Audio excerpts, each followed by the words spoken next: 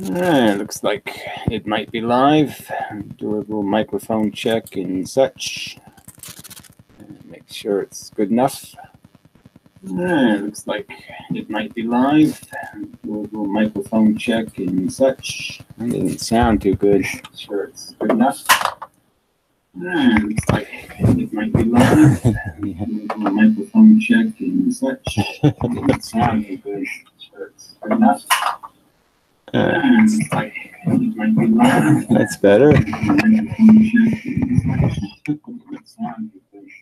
Try that. That's better. I think that's okay. So let me know if the sound gets too strange or something. Let me know. I think the noise is gone. I'll have to guess that it is. Yeah, it seems quiet when I'm not talking. We'll have to do. Anyway, so I just put a new cord on. I thought I could move it someplace else, but apparently I can't. I don't know why it's picking up a noise over there. So it's just sort of irritating because it's in sort of an annoying place, the microphone. And how come the broadcast window isn't moving? Oh, there it goes. Frozen. Well, we'll find out, I guess, eventually if it's something's right, and we'll have to start over. Yeah, frame rate's horrible. All right, well, anyway, we'll have to do. All right, we'll do. Yeah, it'll just do. All right, so comments. So Andrea says, finally, it makes sense. Well, that's good. And then he's talking about, I think, the dissident science guy. He's like a streaking, stubborn child who has no idea what he's talking about. Ignore idiots. Well, they're pretty hard to ignore. I bet he does not comprehend emergence. Well, emergence is kind of a tricky word. Don't like it myself. Let's see. John Gray, please don't be so negative, young Master Gary. Well, whatever, I'm not young. And sorry, there's just very little to be anything other than negative about. Everything's just run by shit heads. And that's why everything's shit. Just a notice, you sound like Darth Vader as you nonstop suck on that thing. Well, whatever. Good. Darth Vader was pretty cool. Mostly. I was just thinking that it's explaining heat, energy, and expansion well. Yes, I agree. What is your take on this video? Okay, so I'll come back to that. I guess I'll do the rest of the comments first. So, a little string of them here, provoked by superior mind. Some commenters are just a wee bit slow to catch on to some fairly obvious concepts. Yeah, well, they're unwilling to play by the rules, which are, the theory is a fundamental rewrite of the basic premises and axioms of physics. And you can't critique it unless you first are willing to acknowledge those axioms as, okay, let's say there are charged elements. There's a charged force. What would the implications of a charged force be? I mean, you have to play along. If you're not going to play along, there's just no point. You can't analyze the model without trying the model. It's like you can't test the car without testing the car. You have to drive it. You have to touch it. You have to look at it. You can't just sit somewhere and say, no, I like the car I have. That's just bullshit. Anyway, I tried explaining some of the more basic concepts to fairly educated people only to realize all they can do is parrot exactly what they've learned. I don't think they really learned anything. I mean, obviously it's a kind of programming or something. You can say you can only deprogram them. But they really haven't learned anything. I mean, the devotees of, the Branch Davidians who wouldn't say they had learned something. They had been unlearned. They had been de-educated, not educated. To me, it is a religion in the sense that they don't even understand what they learned to imitate. Well, they certainly haven't read their own Bible. So, and they haven't done any serious rational critiquing or any decent analysis of their own theory, taking responsibility for things like the interferometer and the fact that it's, where's the interference? I mean, you have to sort of somewhere point out how come there's this contradiction. One experiment, photons interfere with themselves, and they don't interfere with other photons. Another experiment, they can't interfere with themselves, so they do interfere with other photons. I mean, there's no consistency. Unfortunately, it seems they're not capable of anything more than that. It's a bit disappointing. Well, clearly from people who claim to be intelligent, it seems profoundly intellectually dishonest that they think they can critique it without looking at it. They can just judge the book by the cover and say, I've done my job, when they haven't done any job at all. Superior mind. I find, this is Michael Falwell, exactly the same issue with people. They just regurgitate what they have been told. It's not even so much what they've been told. They choose a team, Red Sox, Yankees, and they're just fans. And they just don't care. Their favorite actor can molest children and it's okay. It's just that bad. I mean, literally, Michael Jackson molested children, and it just couldn't matter because the fans just don't care. Without the slightest understanding of what is actually coming out of their mouths. I've had plenty of discussions with devout religious believers and obviously questioning their faith, which has led to very civil, open debate. Well, it is a different kind of conversation, frankly, but yes, they're always stuck because the religious people always have to rely on faith. My personal experience. I had a personal experience where Jesus came and saved me from, I was going to sleep with this really awful man and Jesus told me not to. They have some bullshit little silly story. That's why they cling to their religion. It meant so much to my grandmother, and I just love my grandma. I mean, it's just some sort of sappy little wimpy baby talk. These people don't have that excuse. They have no reason to be emotionally attached to Neil deGrasse Tyson or something. Unless they're having fantasies, from him coming up from behind.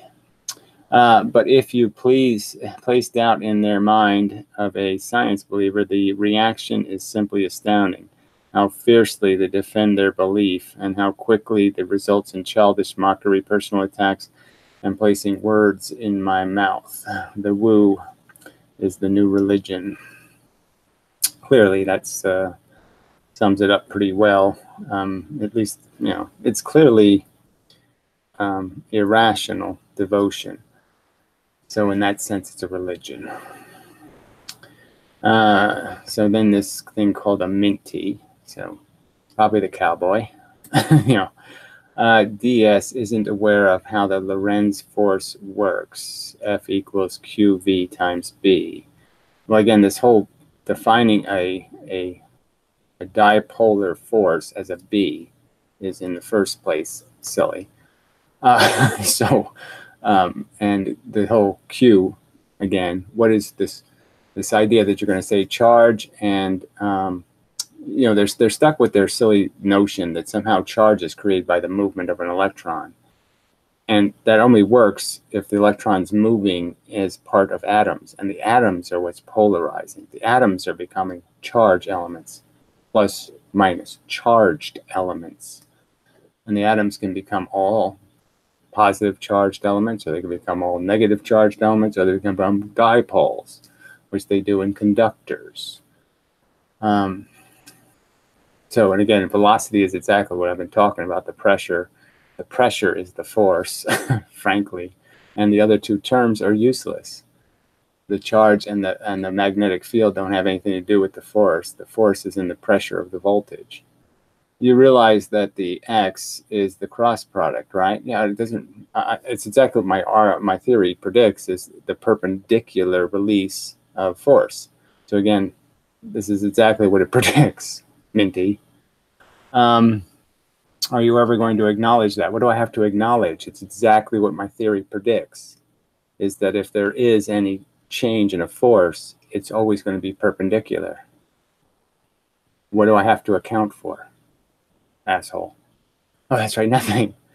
DS outright denies basic first-year kinematics. So again, this is this idiotic notion. So if you don't answer any of my questions, right? I ask you about this interferometer thing and how it's not just a bunch of single slits when you have a half-silvered mirror. So how could those experiments even work? You don't answer any of my questions.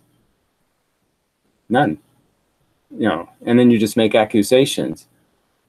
You have no evidence of this. If you're going to make an accusation, post a link. Post a link to your piece of evidence that I haven't explained. Show the phenomenon I can't explain. And if you can't do that, then these are just baseless accusations. And why should I accept baseless accusations? I haven't denied any first-year basic kinematics at all. You're a liar for the MM experiment. So again, the MM experiment is completely dependent on the fact that it's saying it's splitting a beam of light into two equal beams. I've pointed out how they can't possibly be equal.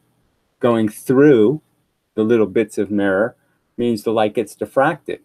Hitting the mirror means the light doesn't get diffracted. It doesn't spread over distance. Where have you responded to that perfectly salient point, factual point? It's a diffraction gradient. It's not a beam splitter. Where have you responded? Oh, that's right, nowhere. You're the one who can't be honest, you lying sack of shit. All right, are you ever going to acknowledge that your criticisms don't even match this? No, I'm not going to acknowledge anything from you, a liar. This is a lie. This whole sentence is a lie. You're a fucking liar. There. You're done here. DS proposed to contradict drag internally literally breaks conservation. So I've already pointed out how it doesn't. Your theory is the one that has no explanation for velocity at all. You're the one who can't explain to me why I can't shoot an electron through space, or shoot a proton for that matter, any distance at all. You're the one who has no explanation for that. I'm the one who has an explanation for that. Okay, and I'm the one who's already pointed out that if this right turn, right, this perpendicular turn that takes place, okay, inside of protons and electrons with the opposite force, if that imposes no kinetic response, because it's actually made out of two things intersecting inside the atom, that is, two equal forces hit, two equal forces leave, completely conservative. If that's the way the atom does it, it's completely conservative, completely force consistent and conservative, and yet it doesn't make the atom move at all. And then the other force, where it hits the electrons and bounces back to the proton, and then it does this right turn thing again for free. So this action pushes the electrons. This action doesn't push the proton. Can you understand how that would be an engine constantly pushing something in a direction? No, you can't understand, because you're a dishonest, lying sack of shit.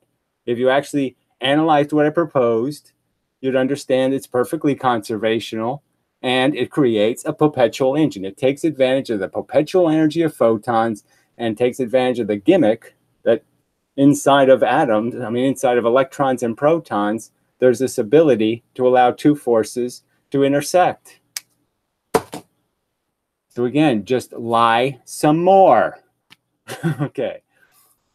So I've perfectly accounted for the obligation to obey conservation. I've never said conservation should be ignored. I've never suggested we should cheat it.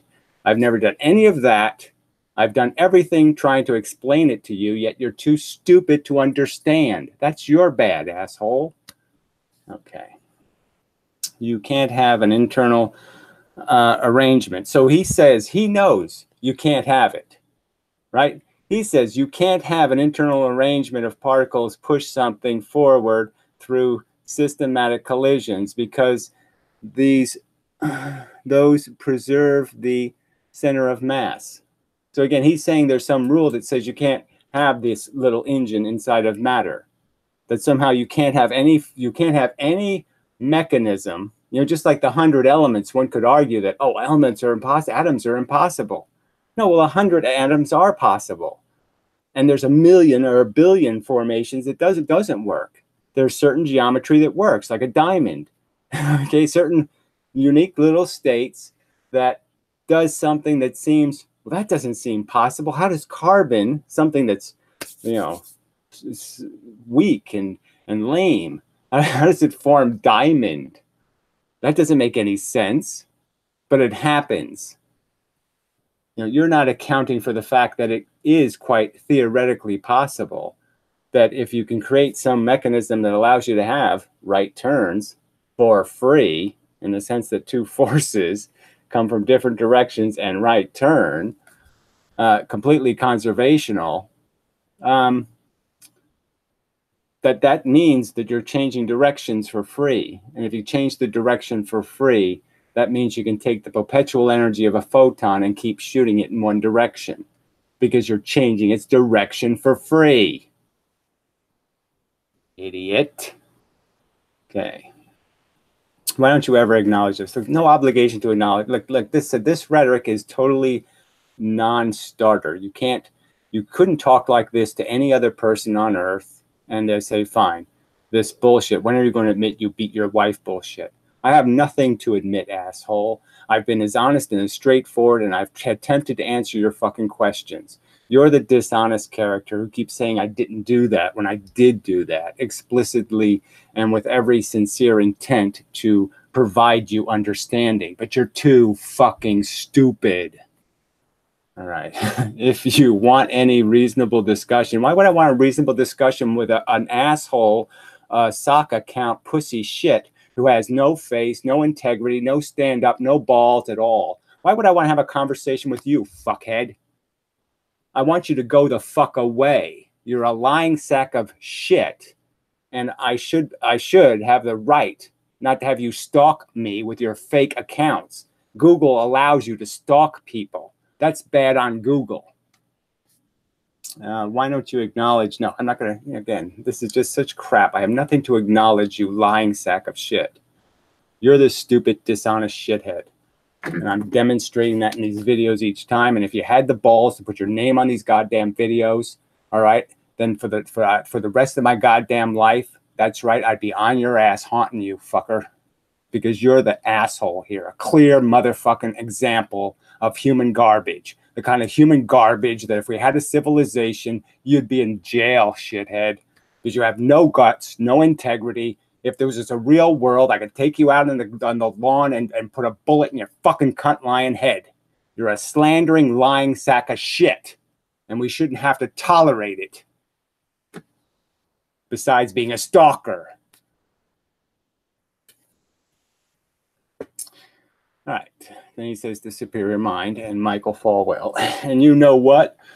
Just in this video, the first thing he says is that E equals MC squared has nothing to do with special relativity. I mean, holy fuck. I mean, the obvious conclusion, all right, that there's a ton of energy in atoms. Like I said, there was a whole bunch of other people that already speculated about it long before Einstein did. There's a whole bunch of people who think it was a complete miscarriage of justice to allow Einstein to be credited with E equals MC squared because so many people talked about exactly the same idea. Amazing horse shit. It is such an obvious fact that the atom is pressurized, that the atom has energy in it. It is such an obvious fact. Damn. All right, it has to do, it's been amazing that you need special relativity to come up with energy equals mass. That's all it equals, right? You don't even need the C squared. All you need is E equals M. The mass of something tells you how many electrons and protons are in it, and that tells you how much energy is in it, because all of the energy is tied between the electrons and the protons, and especially the electrons and the electrons. All of the real substantial pressure inside of an atom is inside the pressure, the high pressure between the electrons. The low pressure between the protons and the electrons is obviously low pressure. That's not energy. Energy is high pressure. All right. You're so fucking stupid. All right, anyway, it has nothing to do with special relativity, but the quantum mechanics. Where did I ever say that? E equals mc squared doesn't have anything to do with quantum mechanics. E equals mc. Energy equals mass has to do with logic. It's a logical conclusion that atoms have been pressurized. They're created in pressure furnaces, for fuck's sake. Damn, it's already pulled right out of your ass. Well, fuck you. Like I said, I would have invented it if it hadn't already been invented. It's such an obvious conclusion. Okay, E equals mc squared has to do with a kinetic energy formula in special relativity. So again, more just horseshit. It's too simple for that asshole. It's so fucking obvious. All right, it is a necessary consequence of special relativity. It is so idiotic to say it's a necessary consequence of special relativity. That's such a fucking idiotic, insane lie that somehow time dilation and bent space has anything to do with the fact that there's a ton of energy in atoms. That is just fucking retarded, a connection. Neither. Why don't you prove that? Why don't you show the piece of the formula where E equals mc squared pops out without you putting it in the first place? Without you showing a proportional, without the formula having an actual proportional relationship between mass and pressure or mass and velocity. Why don't you show where that doesn't exist? Because that's all there is. All right, neither of you point that out. Well, so they have no obligation to point out your irrational lies. Neither of you are concerned with whether he says is accurate or factually true. So again, you haven't demonstrated any facts here at all. Neither of you try to correct him. You're the liar, you sack of shit. This really does show the irony here. No, it shows you don't answer any questions and you just lie. Constantly lie and you don't answer any questions. In the real scientific discussion, these details matter. And again, you don't pay any attention to the details. I ask you details. Where in Einstein's formula can you convert matter into bent space? Where did Einstein say that was possible? Go ahead, show me the facts that demonstrate that LIGO has anything to do with Einstein's theories.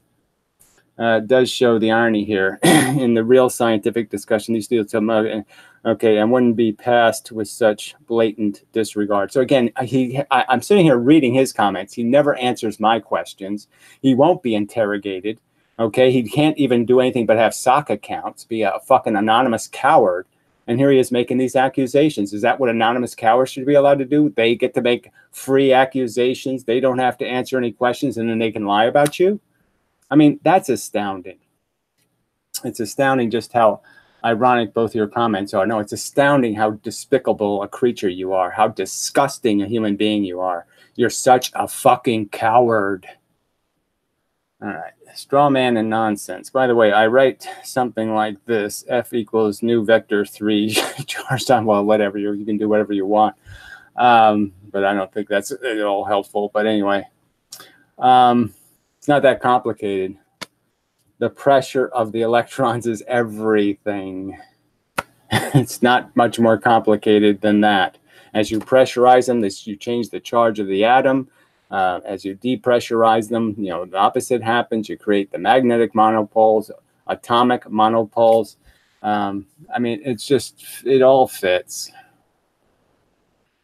All right, so Minty, this is going. It's blocked.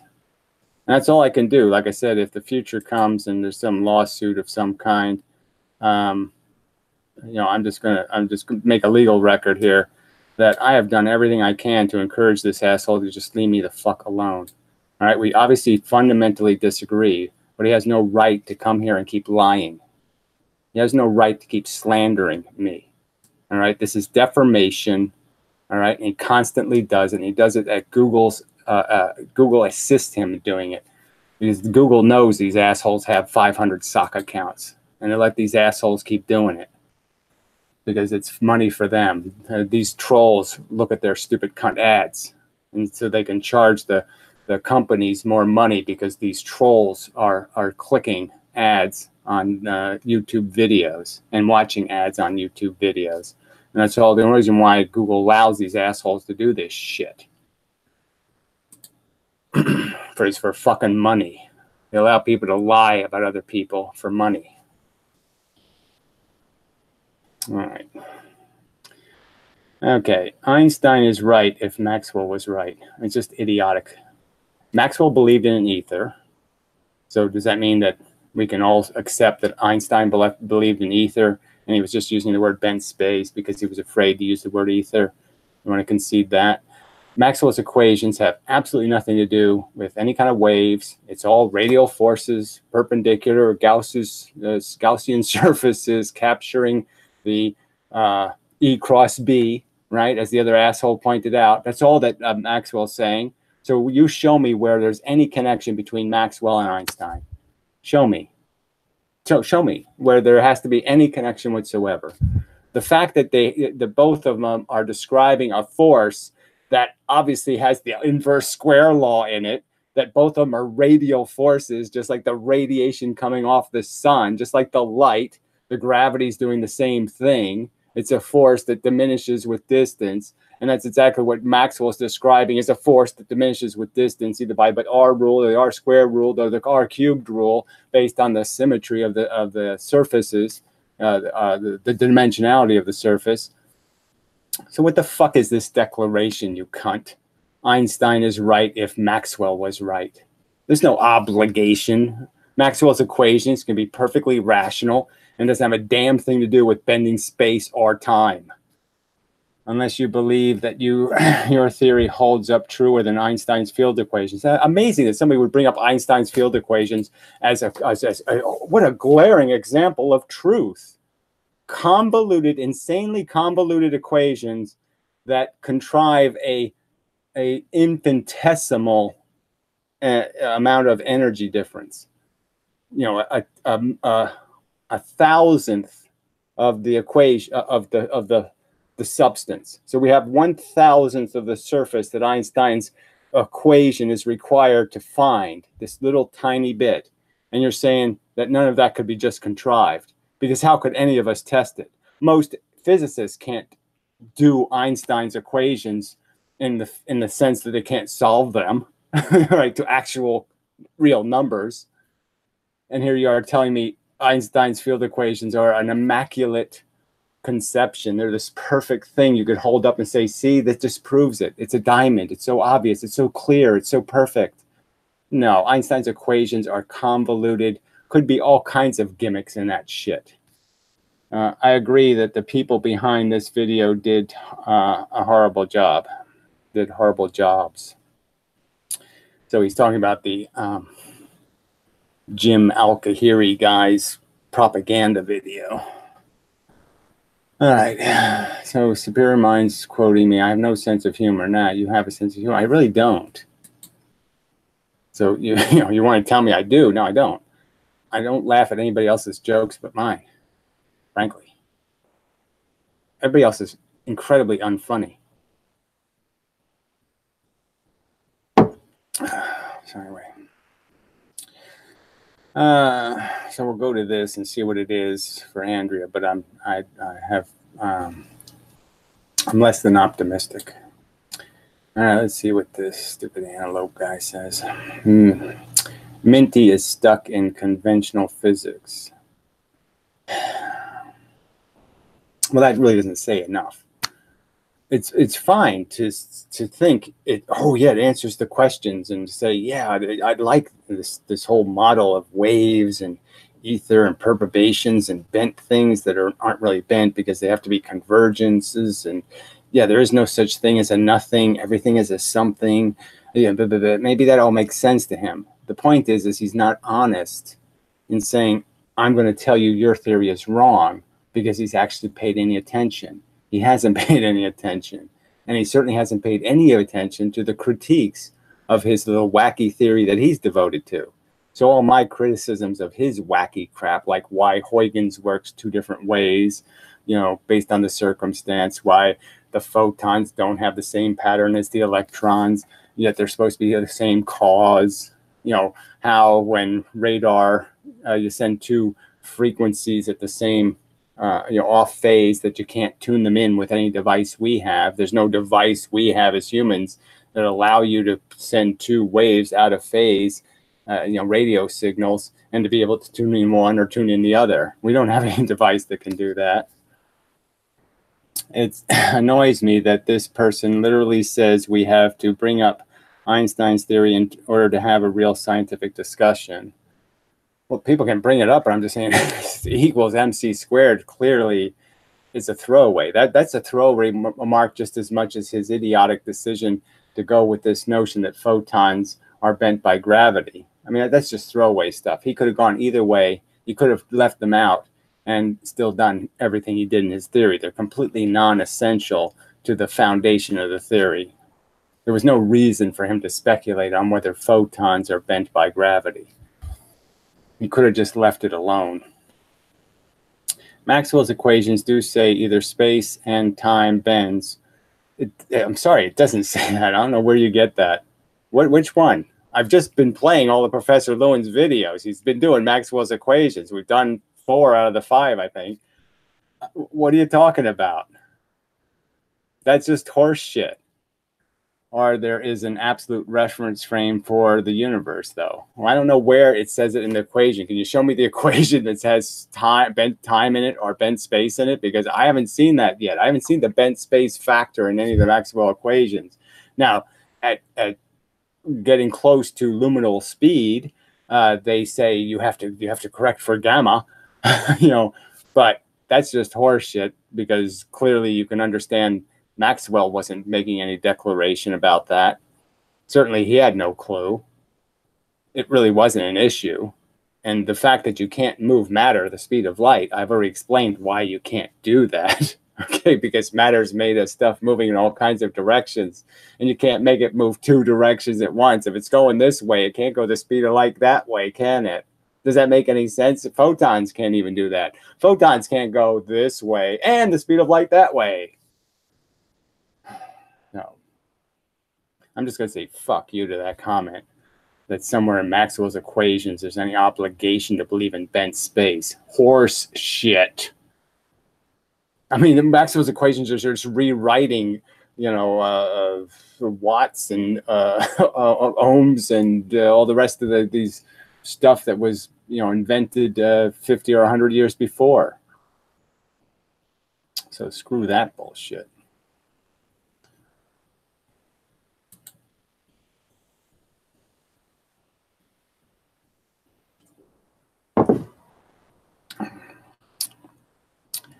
All right, I have to move this.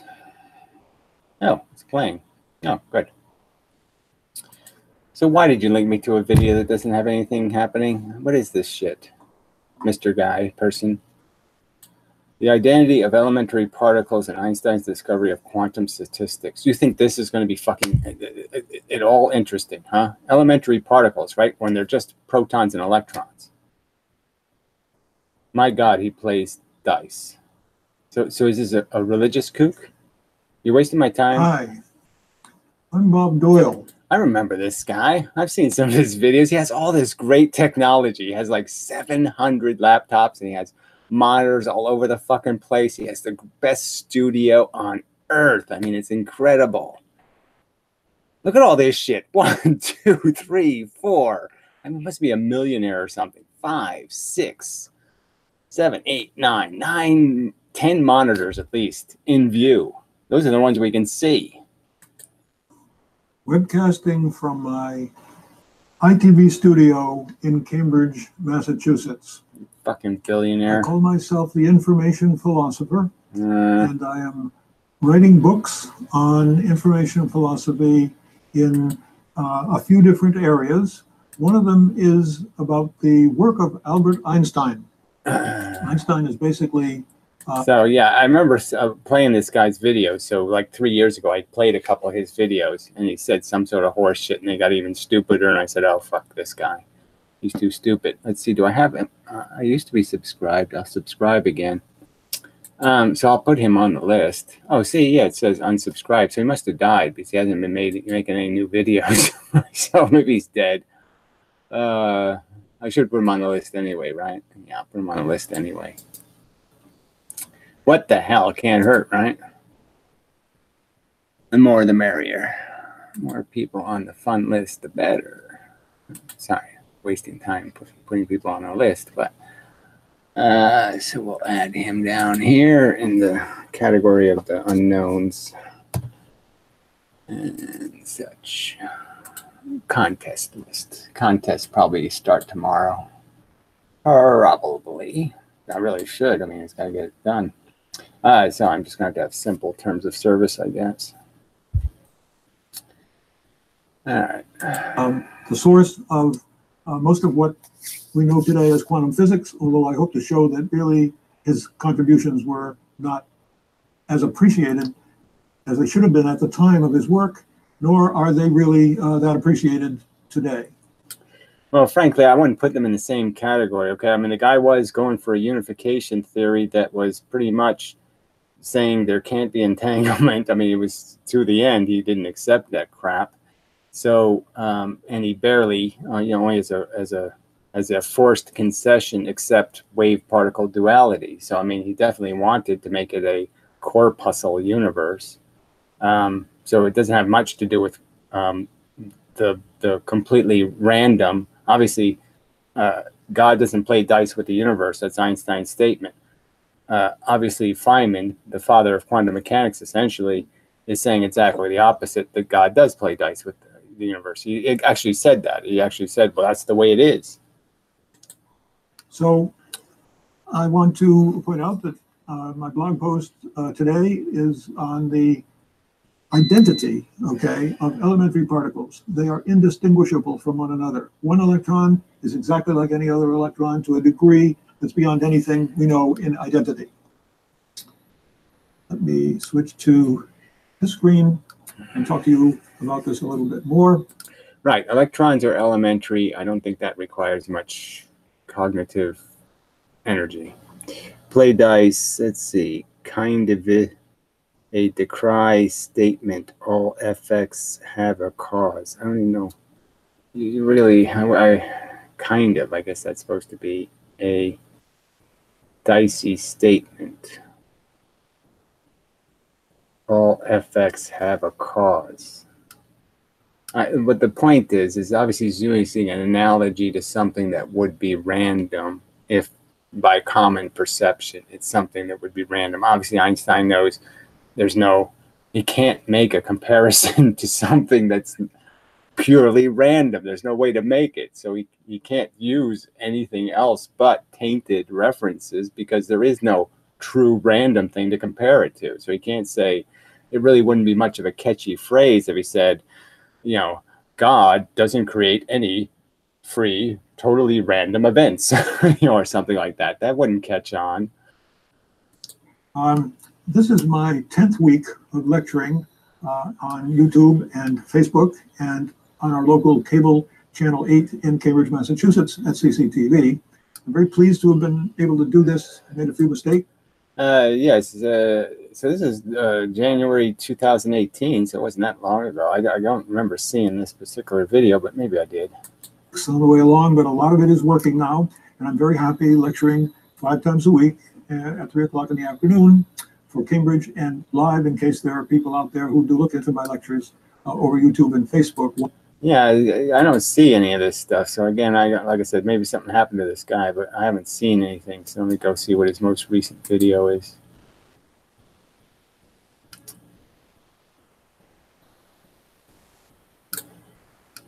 I mean, it says I'm subscribed to him, so I should have been seeing the videos if he was making them. So 9 months ago was the last of the videos. Let's see. I mean, I probably did pass by some of these, but they don't sound very exciting. God and immorality are human inventions. Okay, that's good. Quantum probabilities are a function of space. Yeah, see, that's the kind of crap I would like. Oh, fuck you. Nonsense. Anyway, all right, enough of that. Maybe, I don't know. Why all they are happening. Of course, the major use of them will be when we have on-demand use later. Just looking here for my lectures, and here they are, and I can bring them up and show you that you can go to my website at informationphilosopher.com, and there you see the website banner in the top, and in the middle of here you'll see there's a lectures link right here. I'm turning it blue and dark blue and white, and there are links to my books, the books in progress. There's a link to my blog, and it's the blog where I tell the story each day of what I'm going to lecture on that day. And today's blog looks like this. But before I get into Einstein, and this is the 10th lecture on Einstein's work, I want to point out that I am trying to complete my book on Einstein's work, which looks like this. And maybe I can put it down on my table here and show you a look of my studio from above. Here I am with my book on Einstein, which is called My God, He Plays Dice. Here you see the control surfaces that I use. This screen on the left has got the blog post, and we'll talk. My God, He Plays Dice. So again, that doesn't sound like a good title, right? That sounds like a suspiciously not good title. That guy you blocked, yeah, still able to post comments. Yeah, well, it's the way YouTube works. Discussed today about Einstein's work. On the right side, I've got a web page on identity, because that's the key concept that we're going to connect into quantum physics and what turned out to be quantum statistics. So let's just zoom in a little bit closer to see the book itself. And like I say, it has great technology. So I think I actually played this video. It does seem awful familiar, because it was doing this technology zooming thing, but I don't remember that title. How Albert Einstein invented most of quantum mechanics. I just can't understand how you would even say that when Einstein was so obviously opposed to the whole premise of quantum mechanics. Heisenberg and all that crap. And even tighter, how Einstein invented most of quantum mechanics. My story is that, or my question I put here on my draft copy, is it possible that the most famous critic of quantum mechanics actually invented most of its fundamentally important concepts? Well, that would be the one thing you could say. I don't think he invented them, though, because, like I said, Maxwell had already done a ton of work. Rutherford, all these other people had actually done a lot of work in recognizing these simple relationships. And so that Poincare guy, I think, had already figured out the E equals MC squared kind of thing. Obviously, he didn't do the C squared part, but he had already sort of played with the idea that mass is energy. And to me, this is an astonishing thing, and I hope I'm going to be able, with my limited resources and exposure or ways of contacting the world, will be able to tell this story. Because besides quantizing light energy, and indeed its interchangeability with matter, with this famous equation E equals mc squared, and I should say, it's not its interchangeability, it's the fact that the matter stores it. So again, this is just such a misunderstanding. Electrons don't produce photons. Protons don't produce anything. They don't produce anything. They filter what's hitting them. It's about what's trapped between them. It's what's holding them together. That's the energy. The energy is in the forces that are keeping them in association with each other. The energy is not in the proton or in the electron.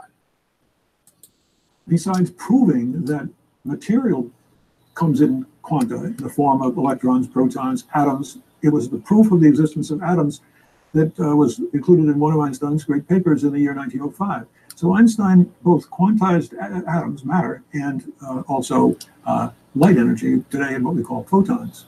He was right. He quantized it, and quantum mechanics has basically unquantized it. They've wave-cooled it. So again, I don't understand how you can associate quantum mechanics with the it's lost all of its its respect. Quantum mechanics doesn't have any respect for quantizing.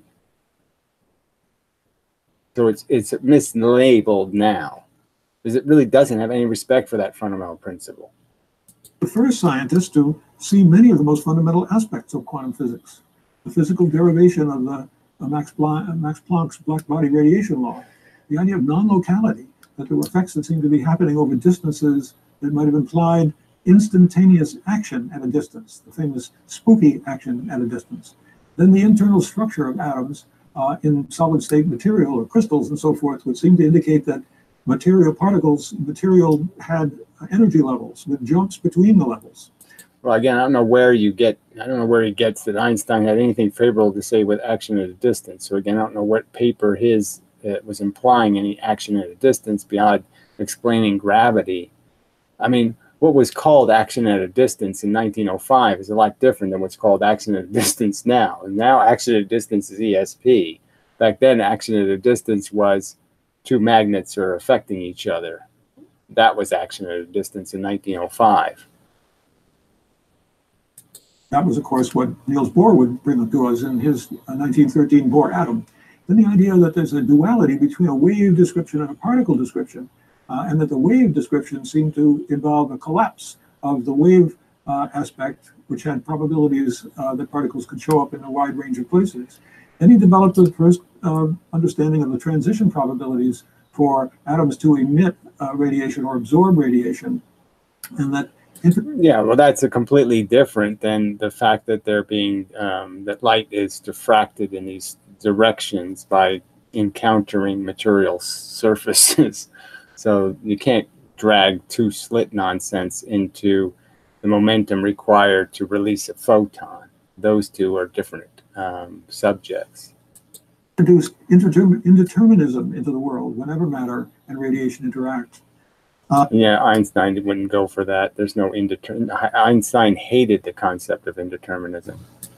He made quantum mechanics a statistical theory in this work, and he always said that it is not a complete theory because it doesn't know everything about each individual particle. No, he said it doesn't. He didn't say it was incomplete because it didn't have every proton, every electron in the book. He said it was incomplete because it doesn't work. It's inconsistent. So there's something missing. The hidden variables aren't in the book. And the hidden variables are critical to this thing working. On some path. And then the work we're going to mention today is the indistinguishability of elementary particles with their strange quantum statistics, which led to the amazing solid state, or what's called the Bose-Einstein condensation of matter into very strange behaving fluid-like things in which many particles are all in the same fundamental quantum state.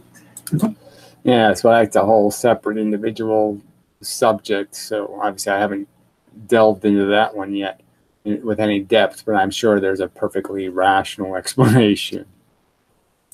Finally, in 1935, he speculated about what's called entanglement of two identical particles interacting. Okay.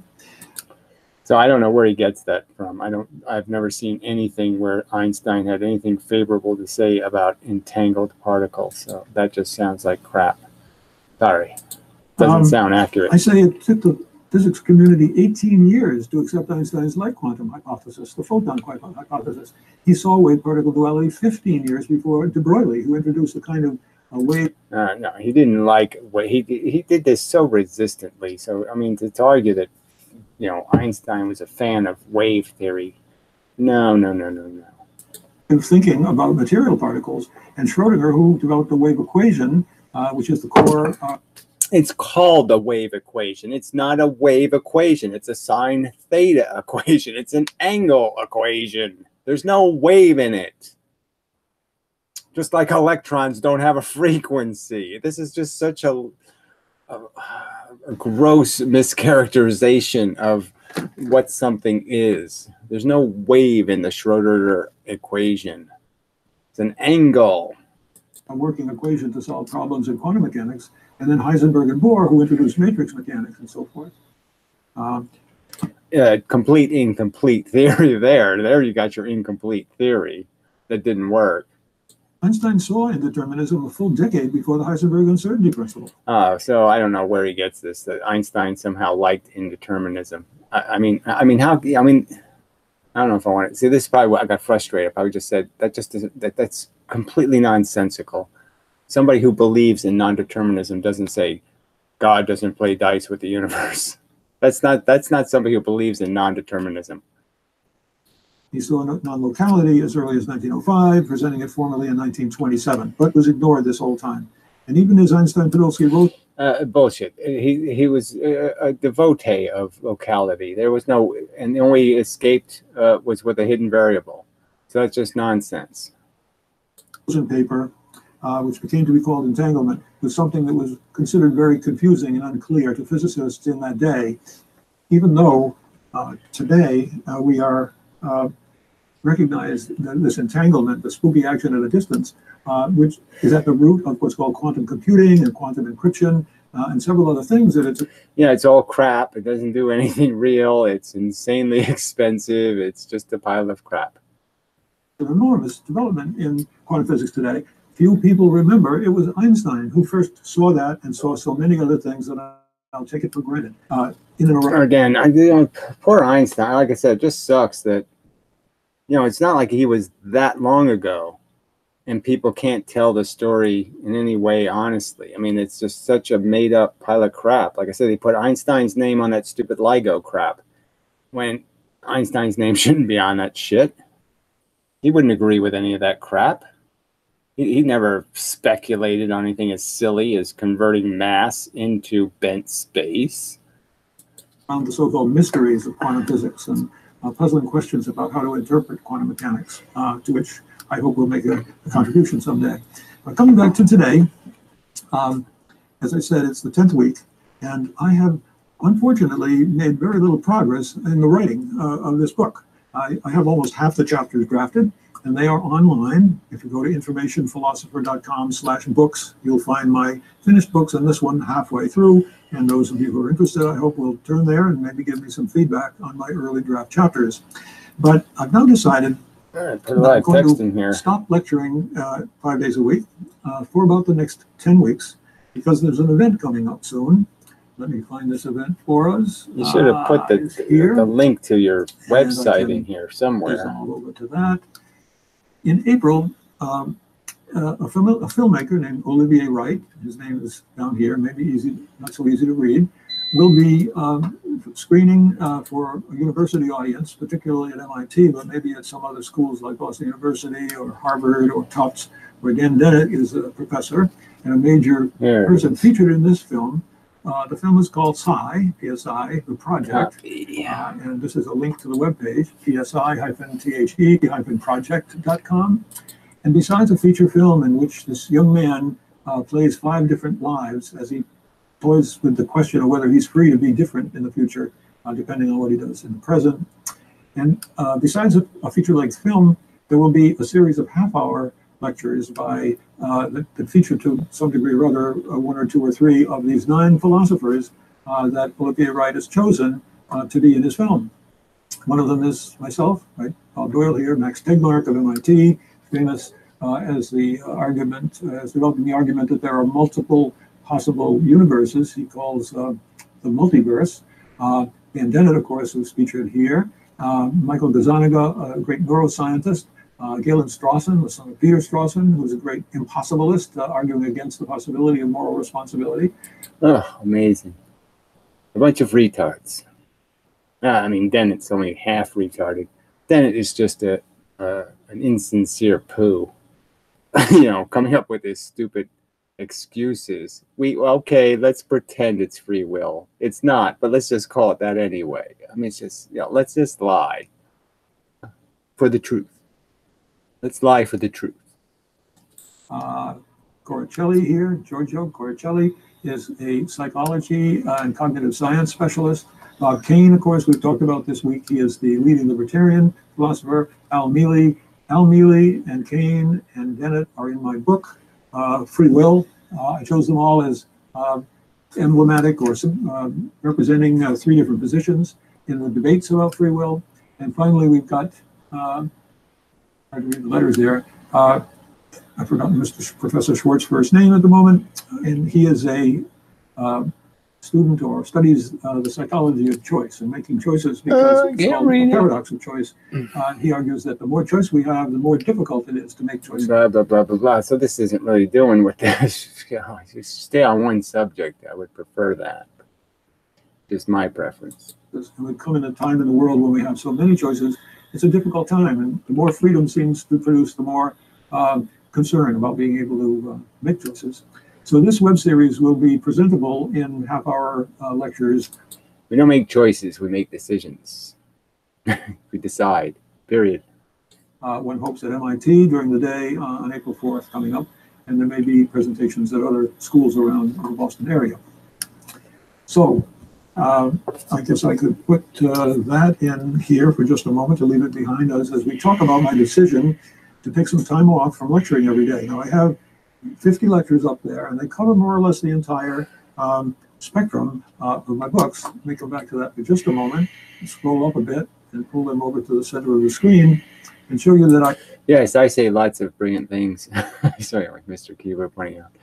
Let's lie for the truth. You know, so many people doing that. I have in the left column lectures since November 20th that basically are the material from my book, Great Problems of Philosophy and Physics. That's this one. And then if I go back to my ACHEM, you'll see that the second column is 10 lectures on various aspects of free will. And the third column is on different philosophers and scientists. And I feature especially Bob Kane just on Wednesday's lecture this week. The fourth column is metaphysics. And here I've taken various topics and chapters out of this book. And I want to point out that all three of these books, over here for a moment. I don't know whether it's the underlying all this guy might be a god bother or something. There's got to be something critically wrong with him. You know, just because there's got to be a reason why, you know, I said, fuck it. Plus the Einstein book will make my fourth book. That's the last column in these lectures. Click on any of these and it opens up a YouTube and you'll get to see the 1 hour lecture. But I want to say that I've got to finish the Einstein book, which is this final column. And I've discussed already most of the important contributions I believe few people recognize were initiated by Albert Einstein. And many of them, the credit for the work has been going up. So again, who could care less, really? But you know, even if Einstein invented the dishwasher and the, you know, whatever, the robotic dog, who cares? Really? I mean, we really should be arguing whether any of these inventions are worth anything, whether these stupid notions. The things he did get credit for is a silly invisible man explanation for gravity. Just, oh, it's an invisible bent spacey thing that's converging, and you know, that's the source of the stuff moves because the nothing moves, and when the nothing moves, the somethings move. There, that's a shit for answer. And then this idiotic notion you're going to turn a simple function like time into a fucking dimension. Those two things right there, I mean, the things he overtly did, which are just completely nonsensical rubbish. Are the great scientists who made valuable contributions. For example, Werner Heisenberg did his matrix mechanics, and it allowed him to calculate for the first time the energy levels that were hypothesized in the Bohr atom. Erwin Schrödinger came along within a few months and showed... Yeah, you can always do lots of things the wrong way, you know, and it works. But there's a right way. You know, there's people who like accidentally hit home runs in baseball, you know what I mean? It's like every time they ever were at bat, they never hit a home run in their life. And they just accidentally one day actually hit the ball well. And it goes over the fence. It's just, you know, there's probably better examples. There's probably people that just, you know, their glove fell off. They were running and they fell down, their glove fell off, and their glove caught the ball in the air or something, you know. There's ways to accidentally get the right answer. But there are wrong ways to get the right answer. Another way to solve for these levels that are quantum levels between which there are jumps, which either absorb energy as they excite a quantum system, or they emit energy in the form of a photon. And so, right, and the real point is it's not the energy levels that are changing; it's the distance between the electrons, the pressure between the electrons. So they might have this whole orbit thing all screwed up, and you know, it might be completely non-essential to the actual function of the atom, in the sense that it's just about the pressure between the electrons. That's what creates the photons. Whatever happened to Professor Anton? I mean, completely unrelated to this channel. So let's just let you know, voice of dissent. Completely unrelated to this channel. This is a physics channel. It has a different icon, different title, different everything. There's no Professor Anton related to physics here. Work by Schrödinger was done in 1926, and that was the wave mechanics. So we have a wave mechanics with Schrödinger, and we have a particle mechanics with Heisenberg. But both of these have been seen almost 20 years earlier in Einstein's 1909 work. My goal then is to try to rehabilitate these findings, rehabilitate Einstein's. Yes, we need somebody who believes in the conventional tripe to have the balls, okay, to have a conversation where I get to put them, just as they get to interrogate me, I get to interrogate them. Reputation because of his contributions, which for so many years were just not understood by his colleagues. I mean, we are really dealing with a mind of brilliance, a genius that's on another level from the people. I'm just sorry. No, it's just not this. I'm sorry. It's just, these are not brilliant answers. They're convenient, weak, invisible man answers. It's like saying the guy who invented dark matter was brilliant. Oh, let's invent a solution that has no properties except exactly what we want it to do, and it has no other consequence in the universe. I mean, you can't call that anything else but insanely convenientism. Yeah, and that's brilliant, being a convenientist. Let's find the most convenient solution and just screw it if it means talking bears. If we have to blame it on talking bears, so what? People are considered the great founders of quantum mechanics. That's my goal. So I'm planning to take off this time and finish this book by the time we get around to these meetings at MIT in April. And after that, I will return to lecturing 5 days a week. In the meantime, I think my programs may continue to be replayed at least in Cambridge, but there will be no new material added to my online lectures at YouTube and Facebook, if that's where you're looking at them. Okay. Well, shoot yourself, but kind of, I don't know. I say it's better to make a record than not, but whatever. I mean, it seems like if you're doing research for this upcoming meeting, that some of that research might be of interest. You could do a video now and then.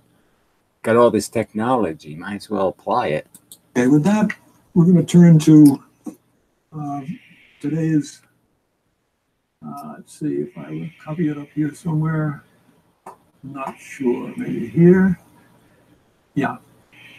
This is the copy of my blog post today, and on the subject of the identity of elementary particles. I'll just show you that I basically have two ways of showing this. One is to go here, where I have this marvelous ability to resize the screen that I've developed, and this is called the i5 blog, the Information Philosopher blog, and it's running on this Microsoft Surface. Let me come back to this picture for just a moment and back up just a little bit. See if I can back up to the point where you can see, let's go a little farther back, that on the left-hand screen, I have the ability to size and resize this Surface Pro. It's a wonderful tool. Yeah, it's got some nice tools, that's for sure. So it is kind of interesting that he can stream, I guess he's streaming the HTML output from the pad to, it must have he's got to have an HTML input on his graphics card or something. How do you input it into the computer? That must be what this thing in the middle is doing or something. But on the screen in the middle, which you may not be able to see that well, let's see if I can bring us back to that. On this screen in the middle, it doesn't show up well on the overhead screen, but it basically has an ability that is quite important. And what it does, I will go back to this view, switch to that screen behind me, and this one has the ability to select text and darken it.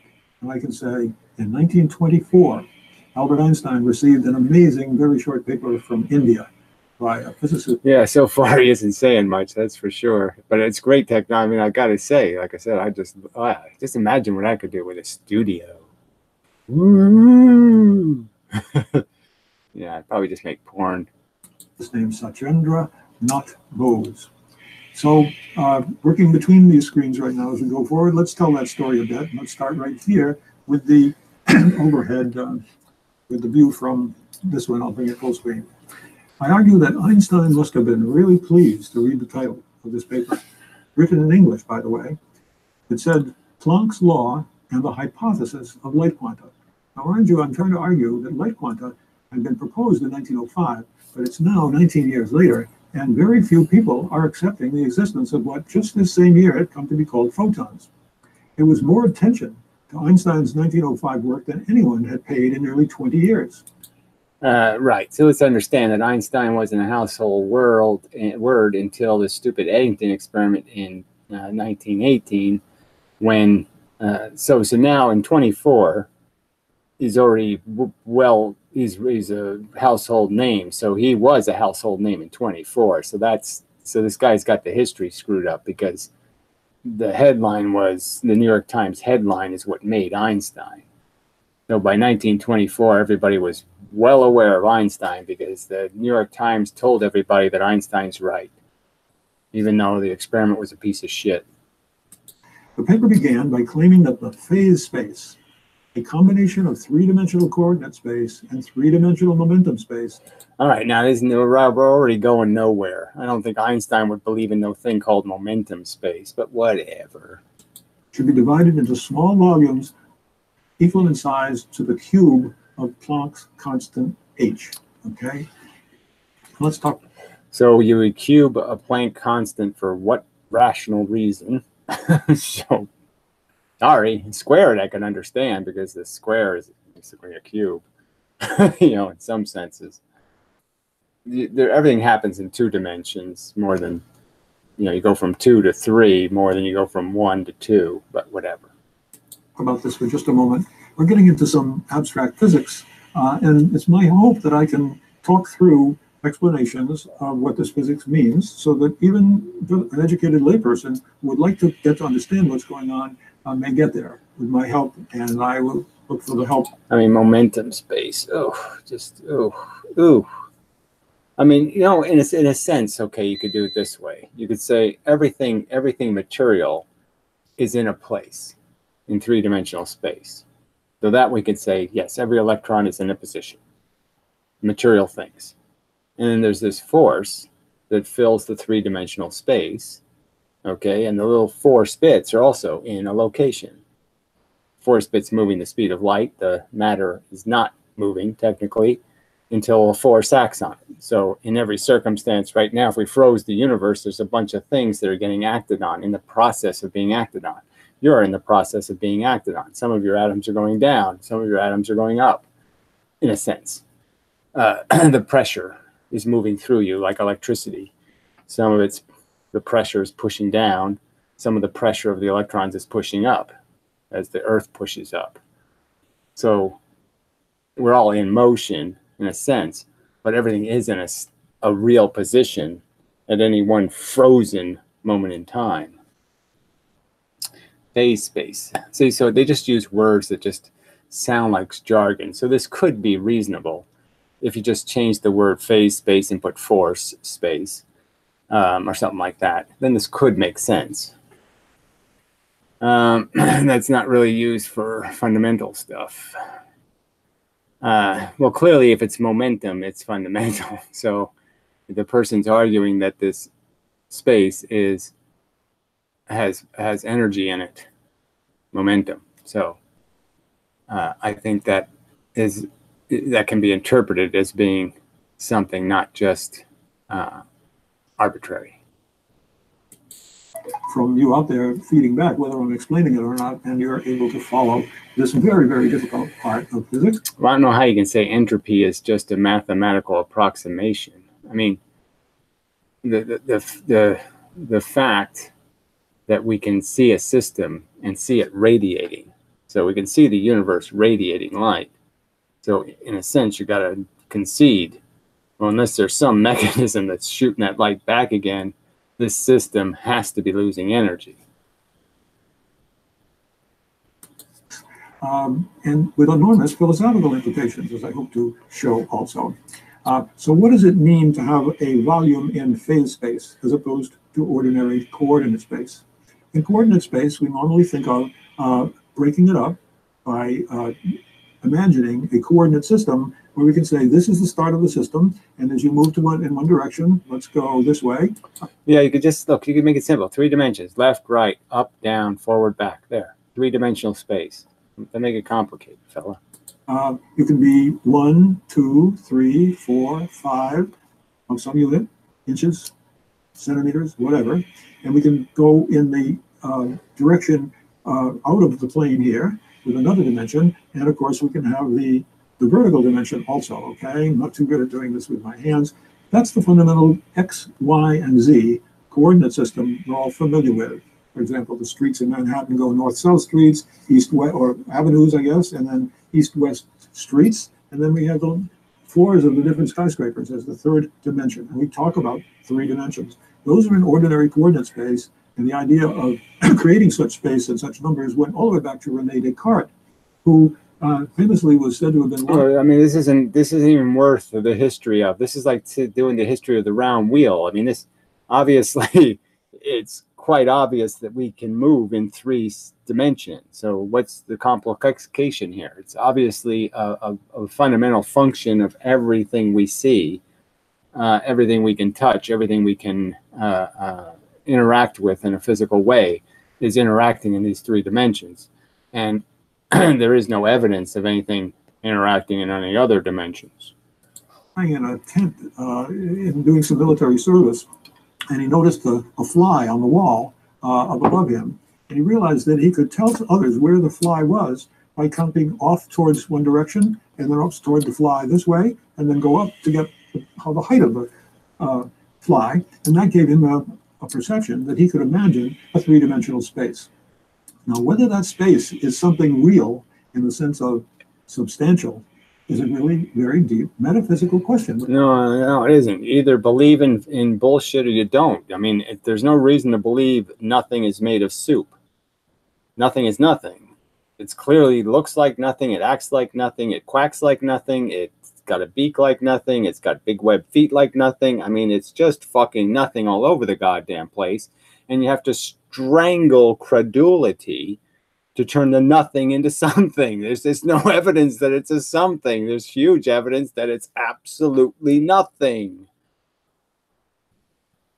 Which I'm dealing with in my book on metaphysics and future work, in which we may, I think, come to a conclusion that space and time are really abstract, and therefore in the area of, is something that can be described as ideas or information as opposed to anything. Again, so now time is just so easy, right? You go slower than instantaneous. So as soon as something moves slower than instantaneously, we have time. So it's created by the simplest thing, just moving slower than instantaneous, automatically you have time. I mean, it's not complicated, and space is not abstract. I mean, it's just the space between, I mean, the emptiness and the fact that we know there's some crap in the emptiness. I mean, stuff moving around in the emptiness, yes, but we know the idea that between that crap is really nothing. There's nothing between the crap. The something is separated by nothing. Damn, that's not complicated. How could people fuck that up? I mean, how can you people fuck that up? I don't know how people can be this stupid. I mean, why would you fuck up something as simple as nothing? I mean, damn, you can't get 0 right? Shit.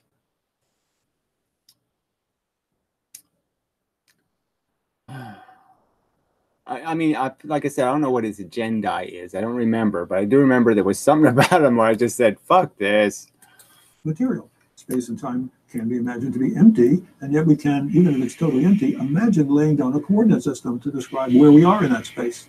Well, a lot of questions come up here, and it's not. The space has distance in it, so clearly that's why it has coordinates, because the space has volume. The empty nothing has a distance between somethings. There, it has volume. So it has 3-dimensional volume. It's 3-dimensional nothing.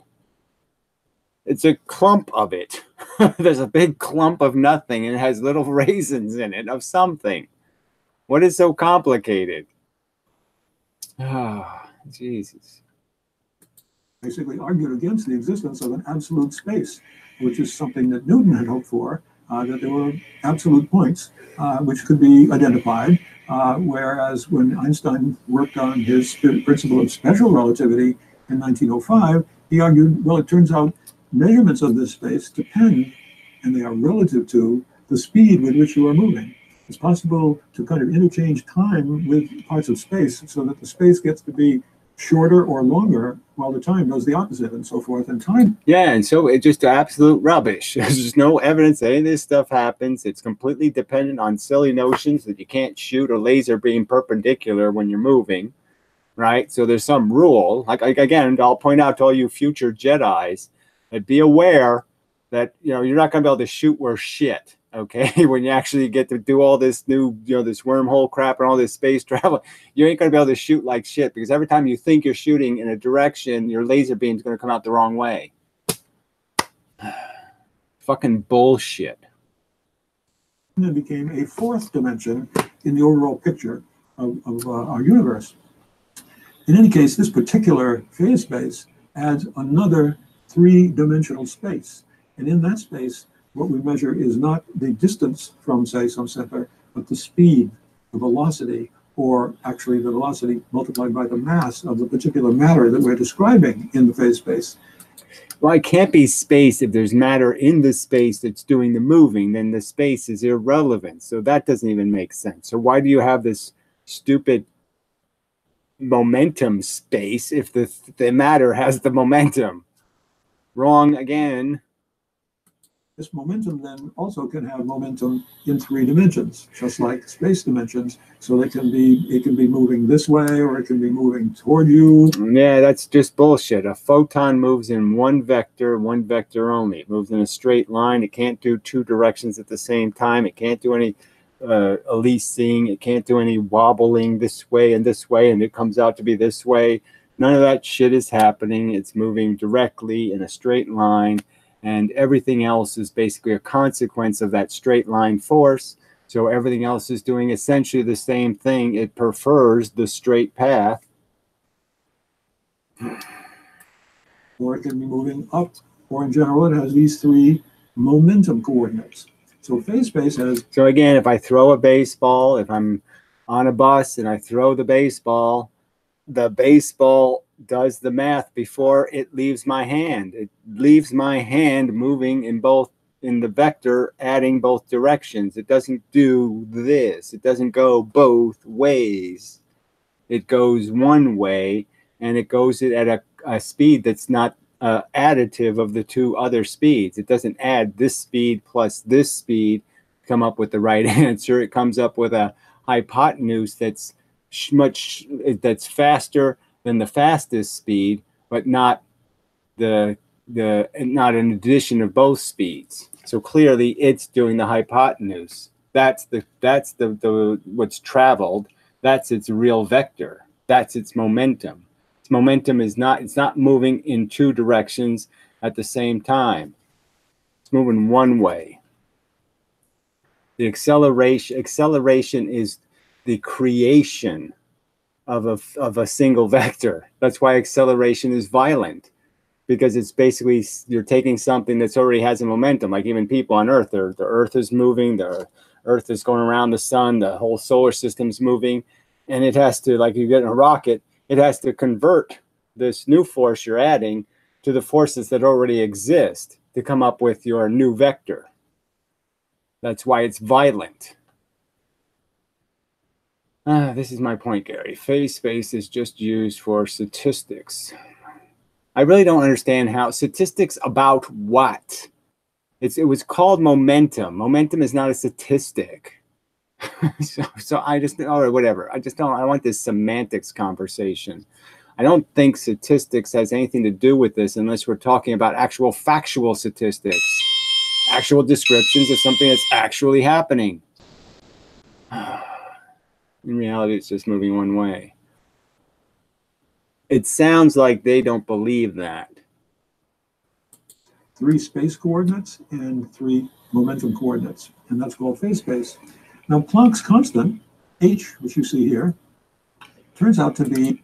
You're only moving in 3 vectors at once while you're being accelerated. So it's only when you're being accelerated that, like on the Earth right now, there's parts of me that are accelerated down. There's parts of me being accelerated up.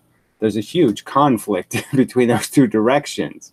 And obviously my body is figuring out the net average of that and having me do this. Now, I might be browning motion quite a bit that you can't see. There might be a lot of jostling going on in there. You can't see it, okay? But all that jostling is doing the math. That's how the matter does the math. It jostles.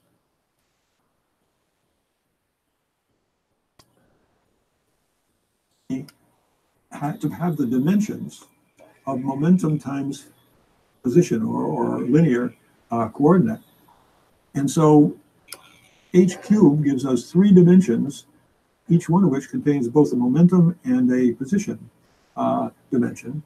And the fact that well, covering, okay, they say it's moving many ways because it's covering all statistical possibilities. Well, again, that just sounds like the Feynman mathematical gimmick. So obviously the statistics doesn't have anything to do with reality. It just has to do with some conversation about some kind of putrid bullshit math you can do to pretend that I'm going to pretend the impossible happened, and then the impossible on the left and the impossible on the right will annihilate, and I won't have to worry about the fact that I invented talking bears over here because I invented tyrannosauruses that eat talking bears over here, right? So I got talking bears over here and tyrannosauruses that eat talking bears over here, and talking bears just happen to eat tyrannosauruses, so they ate each other. I mean, it's obviously just a gimmick. Space could be considered to be in small volumes of the Planck's constant cube is an amazing insight into the possibility that somehow space has, and momentum space and position space has a sort of lower limit to what could be considered discrete lumps or sections of space within which strange things happen. Again, just totally unnecessary. I mean, superfluous to anything rational altogether. I mean, and certainly nothing. Einstein would he'd be face palming right now. He'd be don't say I did any of this shit. No. He'd be skull palming, because he's dead. But his little bony fingers would be breaking off. He'd be no, stop. He'd be quite upset. And that's what we're going to get to today in quantum statistics, because Einstein is going to discover that there's a small volume and it's impossible to put more than two electrons in one of these h cubed volumes. It seems very strange. It's an additional kind of. So again, this is a perfectly rational thing to kind of understand that there would be an infinite amount of pressure by theory of electrons and their proximity to each other. You could rationally understand that the amount of pressure, just like protons, getting them close together requires this insane amount of pressure, right? So by the standard model, they're so stupid. They think the strong force, which is the force holding the nucleus together, is full of pressure when it's really the absence of pressure, okay, facilitated by the neutron. So the neutrons through the electron, lets all the pressure out. That's what allows the protons to get really close to each other. But if you took the real, what they knew about protons and charge and the electrons and its charge, Einstein's just saying 2 electrons can't get any closer than this because the pressure needed to make them that close would require all the energy in the universe. Like every single bit of energy in the universe would have to be pushing on those 2 electrons to get them that close. That's all. It's a purely mathematical fact that it goes to infinity, the pressure. Mathematical fact. Insight into the discreteness of the quantum nature of space itself, that there's a limit on the number of particles. You cannot put a third or fourth or fifth of these electrons into a volume h cubed. And it's different for photons. It turns out there's no limit. Yeah, because photons aren't matter. They're the things pushing. Shit, they're the things going the speed of light. How could you even put them in a place? Because they wouldn't stay there. But, I mean, making comparisons, again, see, they think elemental means that I can just say these are all the same thing. Photon, electron, proton, it's all the same thing. No, they're fundamentally different. The number of photons that you can put into a spatial volume. Now it's space times energy, in this case, the photon, but it has momentum, we can describe it that way. No limit on the number of photons we can put in one cube of the Planck's constant. There's no energy. You can't move a photon. There's no force that moves one. Gravity won't move them. Magnetism won't move them. And frankly, gravity doesn't move them. Nothing moves them. You can't move them. You can't. Okay? You can't force, can't interact with force. So theoretically, there's no way to push them together. There's no way to put them into the space in the first place. So yes, of course, there's no equation that can define how much pressure you need to do it, because you can't do it. It's like me trying to pressurize sand with my fingers. Yeah, okay, I'm going to pressurize a ball of sand. No, I'm not. So there's no math for it. There's no theory for it. So that's why there's no problem. It isn't like there is a limit to how many photons. You can't smash photons into the same space, so there's clearly a limit. You just can't write an equation for it because there's no force you can use to push photons into each other. Jeez. But limits on the number of electrons. We'll get to more of that in a minute. What happened was in this paper that Bose mailed to Einstein, he had counted the number of possible distributions of the light quanta over these cells. And Bose claimed that he could calculate the entropy. It was a very important concept that Einstein had fleshed out in a very important early papers on statistical mechanics in the early 1900s, in the 2 or 3 years before his great... Yeah, this is sort of like, the worst thing is to take this stuff where we already know we have better theory than what they had in 1919 or 1925. So a lot of this stuff is almost like, reading diaries from 1850 or something. They're going to get a little boring. Because they didn't do anything very exciting back then. Papers on relativity and on Brownian motion and on the hypothesis of light quanta. Einstein had worked on statistical mechanics, proved a lot of things having to do with entropy, which Boltzmann also had worked on before him. So there is in the Planck's law, which I described here in a very simple form, it has a mathematical shape of 1 over the expression here in parentheses of an exponential, where the exponential is raised to the the natural number e is raised to the power of minus h nu, which is the energy in a photon. The nu is the frequency of the photon, and the h is the Planck's constant again. And so again, frequency has nothing to do with the energy of a photon. It has to do with the energy in a series of photons, a series of bits of energy. Obviously, the higher the frequency, the closer they are together, and the more bullets that can be in a smaller amount of space. They're closer together. So that has more energy than one's further apart in the same amount of space. But there's no intrinsic extra energy. There's just extra force between the photons because they're closer together. That's an energy, the energy of the photon, divided by Boltzmann's constant times the absolute temperature. And a lot of interesting physics going on and a lot of important history, because Planck had not only described this action constant, where action is the product of momentum times the... See, for photons to keep their energy, let's see, no, they have to. Like I said, they have a constant speed. And they're made of an elemental bit that has a constant, you could call it mass, and that's it. So it's just number. Number will tell you how much energy there is.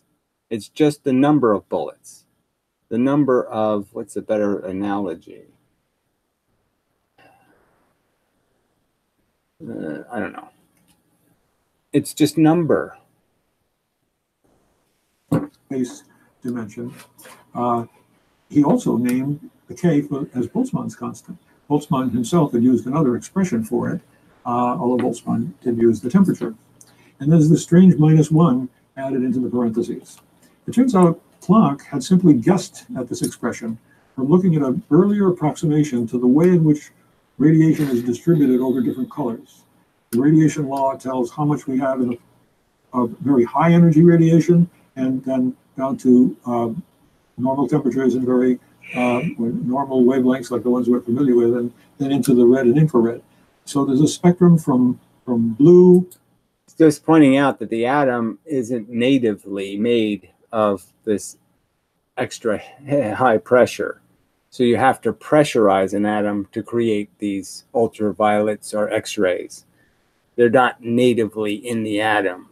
So you have to impose energy, pressure. You have to push the petals together to create the photon that has the tighter frequency. It's not a native pressure, where something like infrared is clearly the native pressure of atoms, in the sense that that's the most abundant radiation that pops out of these electrons, these atoms. So that seems to be the pressure that is the native pressure of most atoms, have some electrons that are pressurized to the frequency of infrared light.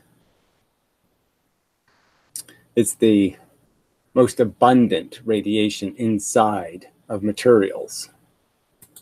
Through yellow, green wavelengths down to red wavelengths, that particular spectrum had been known for many years experimentally. It took Max Planck a few guesses to come up with a map. You have to add an awful lot of heat, an awful lot of energy, pressure, opportunities to even create visible light. And so the higher you go up the scale of visible light, the harder and harder, the more energy you need to create that tightness between the electrons. It's just kind of an obvious thing. And there's few natural ways that that's going to be produced. So that's why the Earth, doesn't produce a ton of X-rays. It's because there's no natural mechanism to create enough pressure to do that. And it's only when we shove a bunch of electricity into something that we can start making some of those. Mathematic expression that exactly explained this. Before it, a fellow named Willy Wien had an expression, but it was something of the form of a number a, or constant, divided by this e to the minus h nu, or he called it b nu because he didn't know h yet. Wien called it some a divided by e to the power minus some constant b times nu divided by t. You see, he had the basic sense of what was going on, but that -1 was the difference between a perfect reproduction or a prediction of where different colors of light would be in the radiation law, and a mistake that went off one end and didn't have the correct values. So Wien had done this in around 1895, and in 1900, Max Planck added that -1 to it. I think I can show that he basically did it by trial and error. It's a rather complicated derivation of the Planck law, and when Planck did it, I think he didn't do any more than come up with what he himself called a lucky guess at putting the right -1 in the denominator and so forth. So this I see, as I try to explain it to you, is a pretty difficult area. It turns out that the Planck law derivation from the time of Planck was done 3 or 4 times by Einstein himself, and Einstein's derivations all were based actually on physical understanding. There was no guessing there. He arrived at the law by developing arguments and putting out an expression and showing that expression. Sorry about that. It's, I had some, I don't know, kangaroo rats, pack rats, the hopping kind, living in my wall. And so I have transplanted, half of them, the baby ones now. And so they're, and so that's my rat detector. And explain the Planck law for basic physics reasons as opposed to just guessing. But all of them used classical electromagnetic theory, which really means the Maxwell equations for the electric field and the magnetic field, and the two working together, that are Maxwell's laws. And when they use Maxwell's laws, you see they were using classical continuous radiation theory.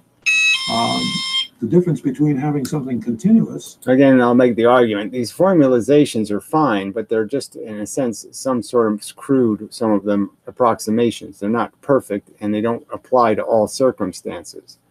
So they, you can't, I don't know how to say this, but as I've clearly pointed out, again, the Professor Lewin videos, or especially the recent ones, have been on these very subjects, and just has to do with their misinterpretation of what's causing the effect. They think the effect is, they're ignoring the magnetic effect and thinking it has something to do with this eddy current idea or some other kind of mechanism, movement that's causing the effect, when no, it's just about whether you've created magnets or you haven't created magnets. That's all that matters.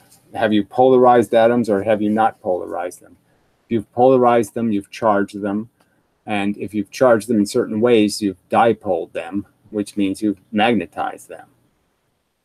And something discrete is, of course, the essence of getting to have a quantum theory, a theory of quantities that are discrete and do things. Yeah, they're semi-polite as rats go, right? They're not, well, they did steal some pasta, I have to admit. But they don't do anything. They haven't stolen any. They steal stuff like pens and things, but they don't do any. They don't poo anywhere. They don't do any of that shit in the house. So I have to say they're pretty polite in that sense. But I hear them in the walls and shit. It's just too creepy. So I mean, I just can't live with them. So I have a picture of one in its little cage. I caught it in the Have a Heart trap. It is very cute. Then jumps. As opposed to a theory that does something continuously at all places in space and time. Yeah, they steal all kinds of plastic things. I don't know why. I guess it's that teeth thing, like to gnaw on them or something. I don't know what it is. But, a few years ago, I had the problem. And I found the nest, and it was just full of, like, 6 pens. There was just, stuff they just stole. Fork, all kinds of weird shit. Which was the classical theory of electricity and magnetism, very much like the Newtonian gravitational theory, which was a theory that gives values for gravity or the gravitational force in all space and all time. And that allowed us to calculate the motions of particles who had a certain mass being affected by a larger particle like the sun and explaining the orbits of planets around the sun. That was the theory of Newton and the theory of Maxwell. The gravitational theory. Again, you can't really compare charge and magnetism directly to gravity, because charge and magnetism is just so dependent on understanding this concept of polarizing a force and having a force that has 2 components in it. Without the 2 components, you can't get anywhere. Attraction and repulsion doesn't make any sense. Gravity's only doing one thing, attraction. It's not doing any repulsion. It clearly doesn't fit the model at all. But you'll understand that it does fit the model if you understand that there's nothing in gravity that's filtering the force, so it's all one colored force as far as gravity is concerned. It's not paying any attention to charge because it's not a filter. The planets aren't a filter. The sun's not a filter. Nothing's filtering the force. Therefore, it's not taking advantage of the power you can get out of the force when you filter it. And the electromagnetic theory were both continuum theories. Everything was very continuous. And in order to get the amount of what are called degrees of freedom or modes in the radiation field, which is roughly correspondent to different possible states of that field, once we get to quantum, it will be really states. They calculated. So again, there's no complex fields. There's none of this garbage. There's just pressure. Pressure is everything. The whole universe is made out of pressure. The atoms have been compressed. They've been created inside high pressure gravitational bodies, huge pressures in the center of suns. That's where the atoms are created. That's where they're arranged. And they're little pressure bombs. Once they get set loose into the universe, they're just little pressure bombs. So the supernova is just spreading a bunch of little pressure bombs, little bombs that are staying together, little bomblets. So the big pressure bomb, which was the sun, blows up and it spreads a bunch of little pressure drops of pressure all over the universe. But that's it. It's all pressure, pressure, pressure, pressure, pressure, pressure, pressure. Low pressure, high pressure. Low pressure, high pressure. That's what causes everything to move and do anything it does is changes in pressure, the pressure of the photon. The photon-like force. This expression, which I won't go into much, except to say that all of a sudden Bose showed he could get this same quantity with a simple statistical mechanical argument, very similar to the one that Maxwell had originally used to derive his distribution of molecular velocities in a gas. This takes us away from Maxwell as a theorist of the electromagnetic field, to a theorist of statistical mechanics. And it's two different subjects, yeah, which not, frankly, statistical mechanics, it's just, doesn't sound like a real subject to me. Statistical mechanics, as I mentioned, was formalized initially by Ludwig Boltzmann. Well, Boltzmann and this other douche are the ones that came up with that stupid, electrons have a frequency, even though they don't have a frequency. Let's just fake it. Let's contrive it. Let's pretend velocity equals frequency, which is just lying. In terms of developing the expression for the entropy of a mixture of gases, or gas in a box and so forth. But even before that, Maxwell had made a calculation of how many particles were moving very fast. Let's say the fast one's over here, some who are very slow, and what was the average velocity somewhere in the middle. Maxwell would right, and then there's a certain, right, so formalizing equilibrium is a perfectly rational thing to do. It does take a certain amount of time for the pressure to equalize, for the stuff that's at a lower pressure to become the same, to average out. So what? Not terribly interesting. Yes, physics worth doing, but it's not fundamental physics. Oh, and he did it with some what are called functionals, which are just simple observations that the thing that's happening depends on the velocity in the x direction squared multiplied by the y direction and the z direction, the three dimensions we just talked about. And the property of depending on squares of these directions led to this sort of an expression. It was the total momentum. The total momentum P would be the square, the total of momentum squared would be the sum of the squares of the three possible dimensions. So with this in mind, that's whatever that even means. I don't think that's what that says, but I can't read it. Py squared, pp, py without a square. So he squared two of them, and whatever.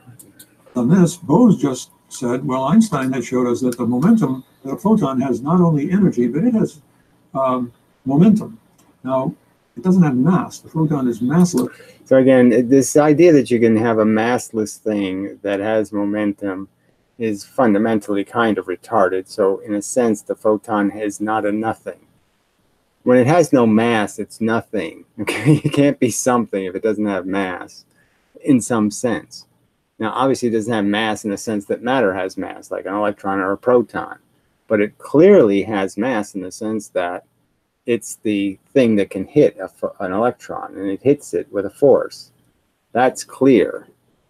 So I don't even know why we would worry about it. Why don't we just give photons mass 1 and then measure everything else's weight based on the photon's mass?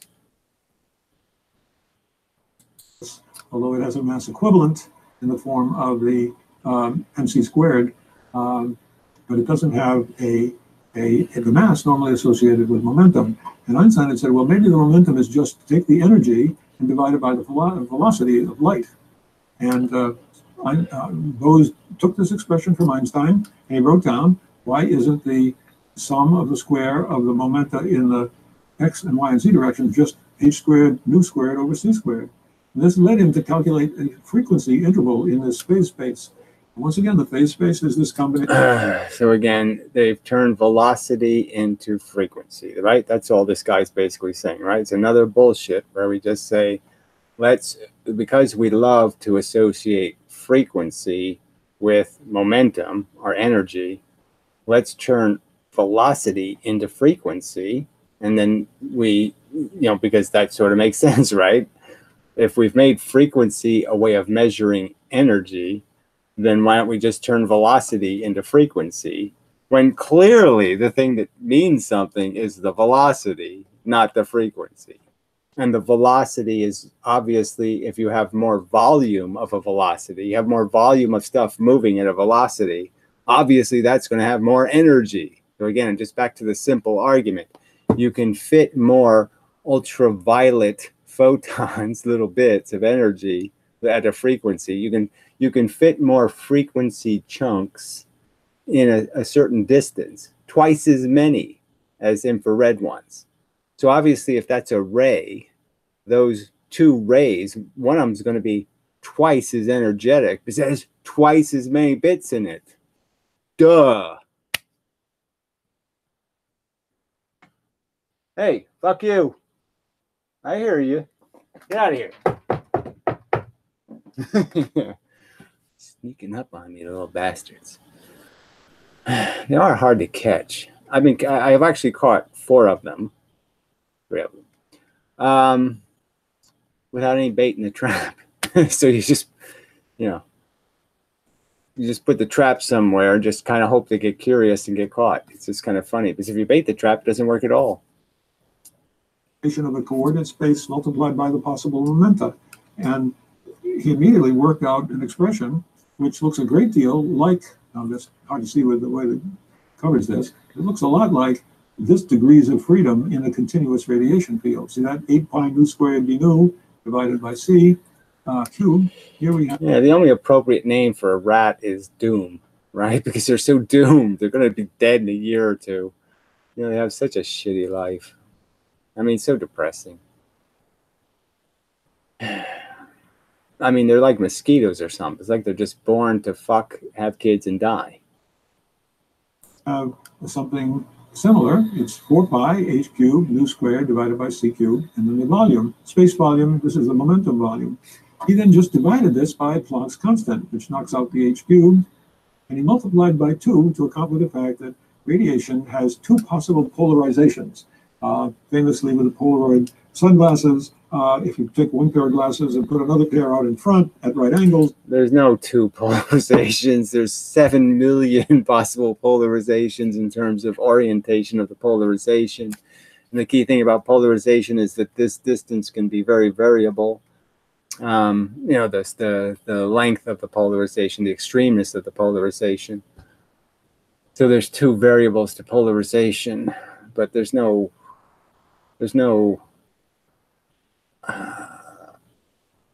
it's completely arbitrary depending on how you look at it, which way it's polarized. I mean, it only has a polarization relative to some other polarization. No light goes through because there's this concept of light can be polarized, and the resulting vector of Maxwell's description of radiation goes down to having oscillating in only one direction or oscillating in the other direction. And these 2 directions are independent. It's something like the 2. Yeah, so this is where everything goes south. Thank God it's not in, none of that crap is in Maxwell's energy equations for magnetism. Anyway, none of this stupid field crap. So the field crap came after, I guess, where you're doing this stupid magnetic field this way, an electric field. It's just horse shit. Made up mush. Ways in which electrons can spin, which those of you who are interested in that, we'll be discussing in a future lecture. In any case, suddenly, Bose had a derivation that was purely statistical mechanical. It didn't really make any reference to the classical laws of continuous radiation. It was based only on the number of cells in phase space and the number of ways you could take n photons and distribute them among the possible places in phase space. Well, that just sounds like, and then Jesus walked on the water and, made lots of fish babies or something. The story continues with Einstein looking at this paper and realizing there's something very special in it, especially that Bose is claiming to have used Einstein's thinking to get to a 4th derivation of the Planck radiation law. So in a way that Bose later, some of Bose's friends thought was a little rude of Einstein, Einstein translated the paper into German as quickly as he could, sent it off to the Zeitschrift für Physik, the great journal of the day, without even telling Bose. More importantly, Einstein then went on to discuss a new quantum statistics. And it predicted very strange behaviors at very low temperatures for particles whose spin has a unit of 1. 1 unit of angular momentum, which is the Planck constant h divided by 2 pi. In any case, Einstein. I don't recall Einstein talking about particle spin much, but okay, if you say so. I don't recall that, but okay. Found that what was in the Bohr's work had enormous implications for particles with half-integer spin, which is the spin of the electron, and one-integer spin, which is the photon amount of. Just horseshit. So I don't. The standard model. I don't think any of that happened in Einstein's lifetime. But whatever. He says it did. It did. I thought that was '70s kind of nonsense. The spin shit didn't come up until after they did the quark thing. Angular momentum. So particles that have a certain amount of spin, 1 unit. Well, there's no such thing. But okay, there's no such thing. He's found has a very different behavior from the particles that have half-integer spin. In fact, he found that you could put an unlimited number of particles with integer spin angular momentum, and when you have half-integer spin, you could only fit 2 particles into an H cube, this basic volume.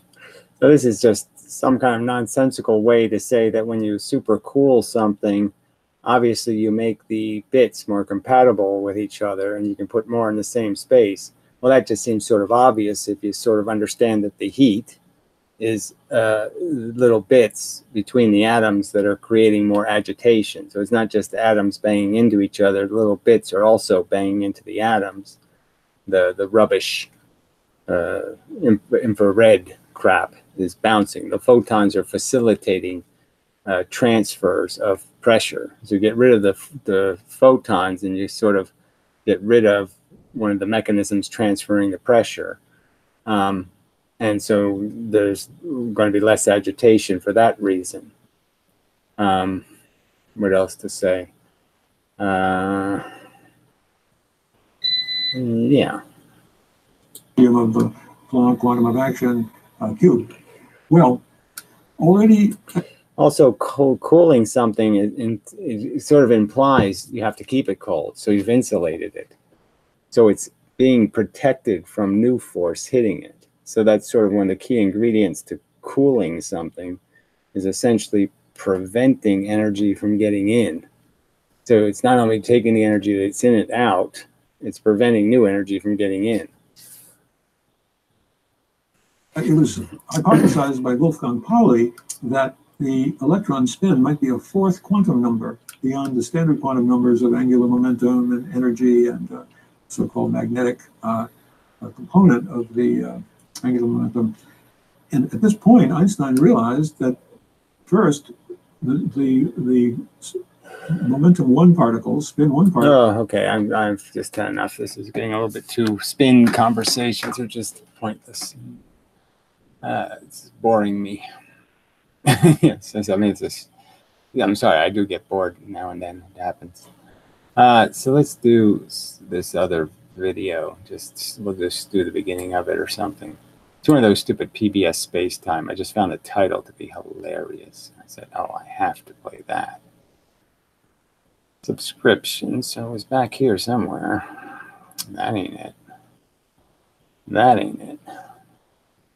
That might be it. I don't think it is. Yeah, that's it. All right. So, yeah, Piro made some boring video. I didn't finish it. This is boring. People are getting so boring. Anyway, yeah, says me. All right, so I love this title. Are virtual particles a new layer of reality? Oh, God. So this has to be horse shit. Starting off with just something. Are fake contrived particles, non-real particles, a new layer of reality? There, it should. That's what it should be. Are non-real particles a new layer of reality? Yeah, the non-real layer. Oh, fuck.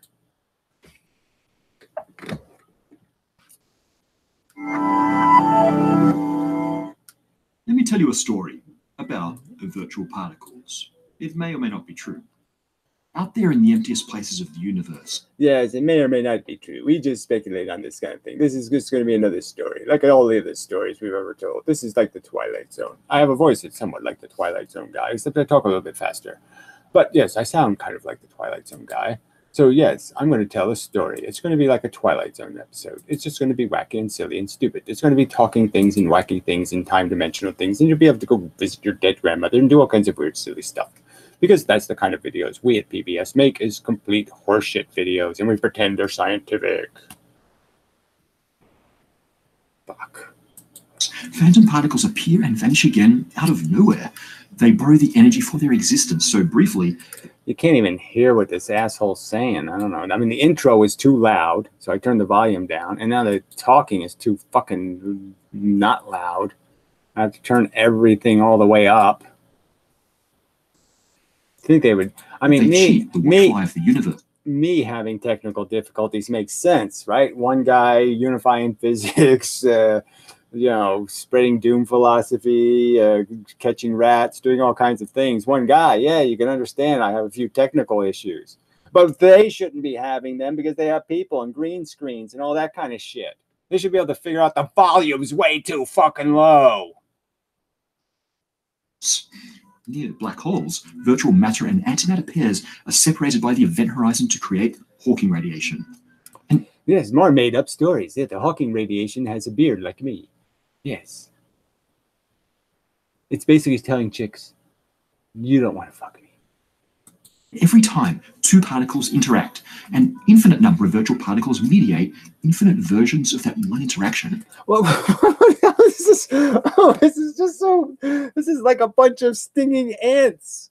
This is like I'm getting killed by stinging leafcutter ants. They're cutting me into pieces. How can he talk this fucking shit? 6,400 likes to 107. And this introduction is just insane fucking bullshit.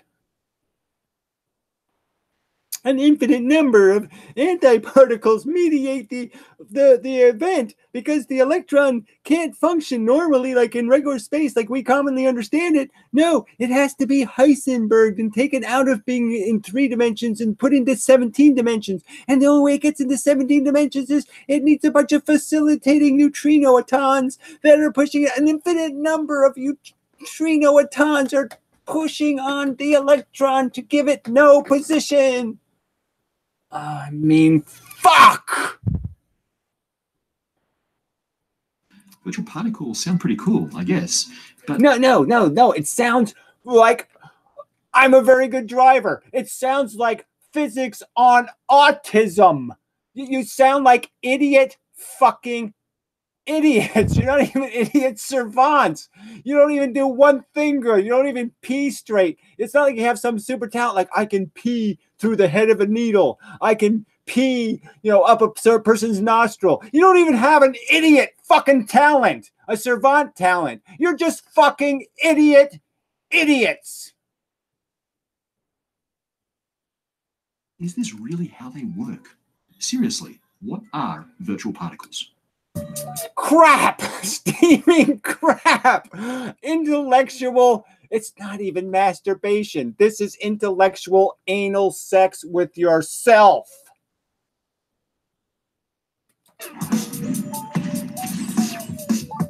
Sometimes our mathematical hacks point to strange new aspects of reality. And we have mathematical hacks, they call them. What we do is we have a constant number, right? And, we don't want to just write the constant like 6.5. We don't want to write that because that's boring, right?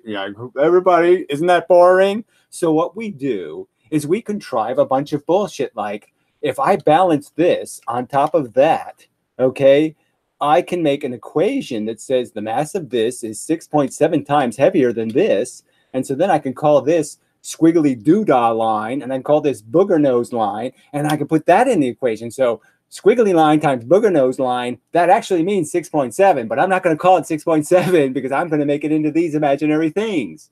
And then I can cross the imaginary things out because I create other imaginary things over there. And then, of course, the 3 bears are right over there. And this imaginary thing is really good at fooling the 3 bears and making them fall into one of those holes. You know those black holes that are in cartoons where you can walk through the black hole? Well, I can make one of those. And this will trick the 3 bears into falling into the hole and annihilating.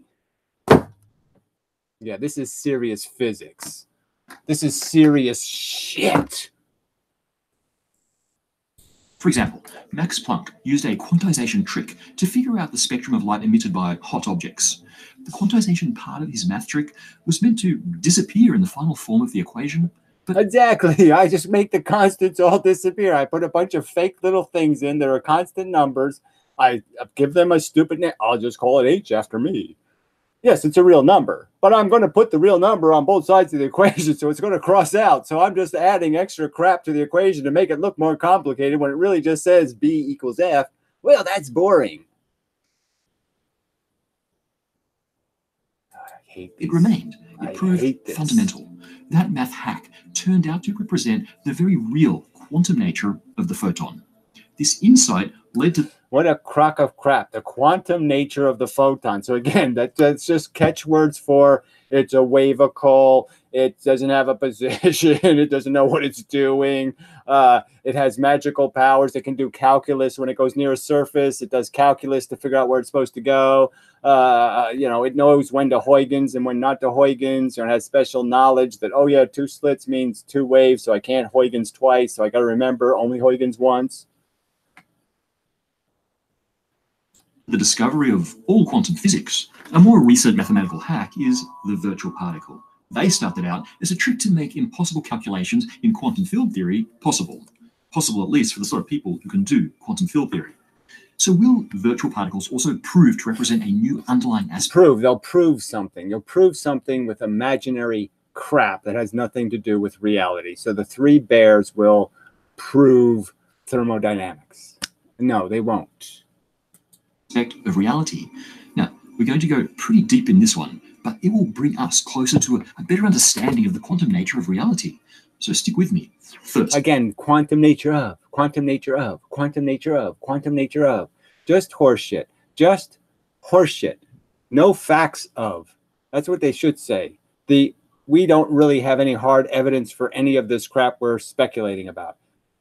We have no hard, good, reliable, dependable, solid evidence for any of this shit. That's what quantum should mean in the dictionary. let's get to the origin of virtual particles. So quantum field theory is the machinery behind the standard model of particle physics. In it, particles are excitations in... What are particles? These aren't even particles, right? They call them particles, pretending they're particles. They're fucking perturbations in fucking ether. A gluon is not a particle. None of these things are fucking particles. They have no right to call them particles. They don't behave in any way like a particle. Why are they calling them particles when they're not fucking particles? Fundamental fields that exist everywhere in space. In particle interactions, packets of energy are exchanged. Right, packets of energy. They're not fucking particles. They're fucking packets of energy. Between these fields. For example... Right, the field. It's not a particle, it's a field. So packets of energy hit fields. Why are you calling that a particle? 2 electrons. Excitations in the electron field will repel each other by exchanging energy through the electron. Right, and they're calling that a particle. That was a particle interaction.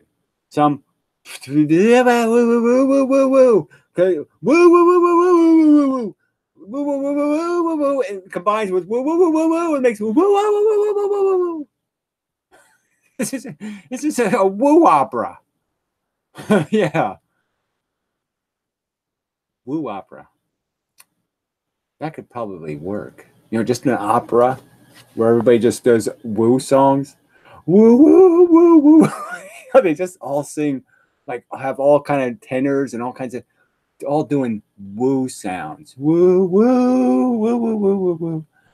I mean, that would be fantastic. I got to get somebody to write the woo opera. I have so many good ideas. Magnetic field. That process is... I'm like the anti-particle to Donald Trump. Yeah, if we met, we would annihilate. No doubt about it. Oh, God, I'm so fucking brilliant. It's insane. Oh, gosh. It's like I'm super illuminable compared to you people. Super illuminable. Yeah. It's kind of a mess. Each electron jiggles the electromagnetic field, and those jiggles have a back reaction that jiggles each electron, which in turn affects the way the electrons jiggle. Yeah. It's none of that happens. Pressure jiggles. Pressure pushes. And the push takes a while to bounce off of everything. The pressure takes a while to move through everything. Takes a while. Like pushing a car out of the mud. Takes a while. The EM field ad infinitum is a hopelessly tangled feedback cycle of reaction and back reaction, and it's impossible to calculate it perfectly. But it is. Yes, it is possible if we just do some kind of bizarre generalization where we get rid of all that gritty crap and we just go woo, woo, woo, woo, and we have a woo equation. Problem solved. Possible to approximate it. In fact, with astonishing accuracy. That's where perturbation theory comes in. Oh, fuck. Ken Wheeler now. Now we get there. They're defending bullshit. Perturbations. That's what it's like when you put your little willies inside of your own anuses. That's perturbating. It's our mathematical hack. The hack is to approximate this single multi-layered mess of an interaction by adding together a set of much simpler, idealized interactions. Yes, exactly. Just turn it into whatever. Weebles wobble, but they don't fall down. We'll use that as the model. Those interactions are mediated by virtual particles. In that sense, virtual particles are the building blocks of our approximation of the behavior of quantum fields. Let's do an example. Yes, virtual particles are photons. So let's go. So they don't understand that gravity has this consequential force. So they make gravity into bent space. So they don't have any, they don't understand. See, they can see that there must be a force because all this stuff is pressurized. So they know there must be a force. So they're saying, yes, let's call it virtual. But they're not realizing it's the same force. It's the leftover force from gravity because you misidentified what gravity was. So you're not recognizing that there's a whole bunch of this extra force laying around that after it did the gravity, it's still alive. Like photons never die. So that energy is still around. You're too stupid to figure that out. In the case of the interacting electrons, you start by saying each electron interacts once. Yeah, perturbation. Yeah, perturbation. I like that. Perturbation. Perturbation theory. It's all very perverted. With the EM field, transferring between them energy, momentum, and 1 photon worth of quantum properties in a single packet that we call a virtual photon. Then you add the effects of doing this transfer in 2, 3, 4 packets, as well as every other idealized field interaction that you can imagine. Yes, and then do an infinite number of these, whatever, perturbations. And when you do that, you won't bother worrying about the answer because you'll be so tired, all that perturbation really wears you out. Every one of these interactions is described with a simple excitation and transfer of particles, virtual particles. The hope is that... So just a bunch of Feynman diagrams doing perturbations. Okay, fine. That by adding together the contributions of enough of these, you could approximate the messy state of the field in the true interaction. We call these idealized interactions intermediate states or virtual states of the field. We do that. I wonder how many we's there are. I just wonder how many real physicists say, oh yeah, I totally get that. Oh yeah, I studied that once, maybe, possibly. I don't know what the fuck he's talking about, but sure, I'm sure. Yeah, I'll know a couple aboard. Maybe. Stylish video, green screen and such. But yes, the volume's way too low. But in reality, the field never exists in these states. The virtual particles never exist independently. Instead, virtual particles of the mathematical building blocks were used to approximate the complex states of interacting fields. Maybe you recognize these things. Feynman diagrams. Jargon. Yes, Feynman diagrams with new little squarey things in them. That's the virtual photony field. We've definitely talked about them before. Richard Feynman came up with them as a bookkeeping tool to keep track of which intermediate states are important in your calculation of an interaction and which you can ignore. Particles that either enter or leave these diagrams are our real particles, while those that both start and end within the diagram are virtual particles. Yeah, it's real particles from the past or the future. Pathetic. Particles. Feynman diagrams are an absolutely essential tool in most modern quantum field theory calculations. But they also... Yes, it's like a lube. You gotta have some lube. to add to the misconception about virtual particles. They sure make it look like virtual particles are doing regular particle stuff, like traveling through space. But that's just not the case. Virtual particles share some properties with their real counterparts. In particular, quantum numbers like charge and Yes, whatever. So I mean, all this is such crap, all this annihilation crap, entanglement crap, virtual crap, the superluminal crap. I mean, it's just so bad. spin, but they don't need to obey Einstein's relationship between energy, mass, and momentum. In fact, they ignore a lot of the physics of real particles. They can have any mass, and they can even travel faster than light or backwards in time. This isn't because they're This isn't because it isn't because I mean, it's just so bad. Again, I'm going to find the truth by making the dirtiest lens possible. I'll put as much crap on the lens as possible, just absolute made up crap, and then say I can see better with that. The crap lens. magic is because they aren't physical. Virtual particles are our mathematical representation of the quantum mechanical behavior of fields, and that behavior is Yeah, fields of what? As can really fields of what? What? You're too pussy to say Jello pudding and double bent space. Yeah, why not double? But the bent space squared. Yeah, maybe. Oh man, it's just so obvious. You're forceless, people. You're just forceless. Force can't be with you because you're not with the Force. You'll never be a Jedi like me. weird. You'll never invent woo opera. Here's a really good illustration of this weirdness. In our first example, we looked at two electrons repelling each other. One electron throws a virtual photon at the other one, causing them to be deflected from each other, like a game of quantum dodgeball. But what about attractive forces? What about an electron and a positron? I love this. Okay, so I wish he didn't say positron. I wish he would have said proton, but whatever. So now he's going to do attraction. So this ought to be good. So let's pay attention to this one. How can throwing photons between particles cause them to be drawn together? Let's look at the Feynman diagram of a single virtual photon passing from electron to positron. To calculate the So this would be a gluon. See how they do this. effect of this, you add together the possible effect of every possible virtual photon being emitted by the electron and absorbed by the positron. Every possible photon being emitted, right? So that's still pressure. So we haven't got to attraction yet. See how he makes this into attraction. Bizarrely, that includes photons that are pointing in the wrong direction to even make the journey. Their momentum They're pointed in the wrong direction. So they're pointed this way, but they're moving backwards. That's how they're going to make attraction. They say it's going this way when it's going that way. They put a I'm going this way sign on it, but it's actually going that way. I mean, this is so bad. Oh, God. You're glued on. I feel glued on. Oh, man, is that pathetic? It's just so pathetic. It looks like it's coming right for us, but it's not. It's going backwards. Oh, fuck. are pointing from positron to electron rather than electron to positron. And you also count photons emitted by the positron but pointing away from the electron. These are the... See, they just made it jump. I was going this way, and all of a sudden I jumped backwards and pushed the thing from the other side.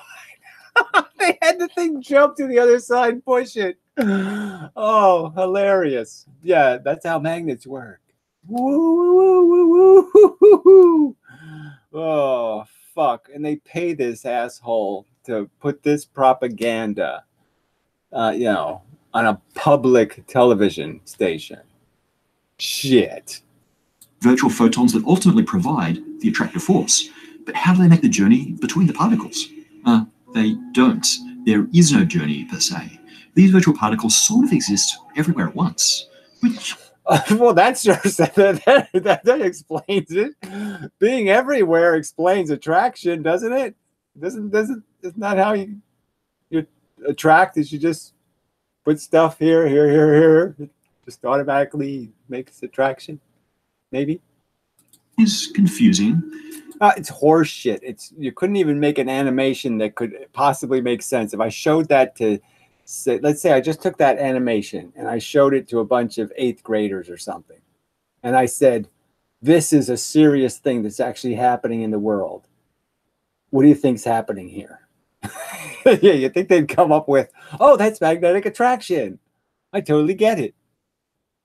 I don't think so. They'll say, what are you fuckers? You adults really don't know what the fuck you're doing, do you? You're so fucking clueless. Each one of these infinite possible virtual particles represents a quantum of energy in a single possible vibrational mode of the...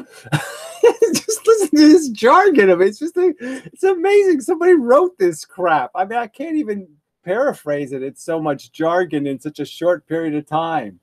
Did you hear all that crap? This vote, again, the simplest things in the universe are doing all this complex crap. Yeah, Occam Razor fail. I mean, it's a failed cubed. Damn. It's like anti-particle failure, double colossal implosion. You know, you just blew up the multiverse with that fail. Underlying quantum field. In a way, a virtual particle represents a pure excitation of the field, an idealized case of perfectly defined momentum. That's everywhere. So again, a perfectly defined momentum everywhere. Oh God, they're just so, I don't even know how I don't know. I mean, they ought to get fucking Nobel Prizes for creative writing. All right, this is very creative writing, okay? I mean, I couldn't even try to make jargon this jargony. Heisenberg uncertainty principle tells us that the perfectly defined momenta of virtual particles mean... No, it tells us that if you were a decently sensible person, you'd say, oh yeah, the shit is too small to measure. It's not that it doesn't have a position. We just can't see it because it's really, really small. That's what you rationally deduce. I mean, we can't see the smallest things. Therefore, they must not have a position. I mean, that's just fucking glaringly idiot. I mean, I wish you had some savant talent, but I don't know what it is, except for, you know, turning off girls.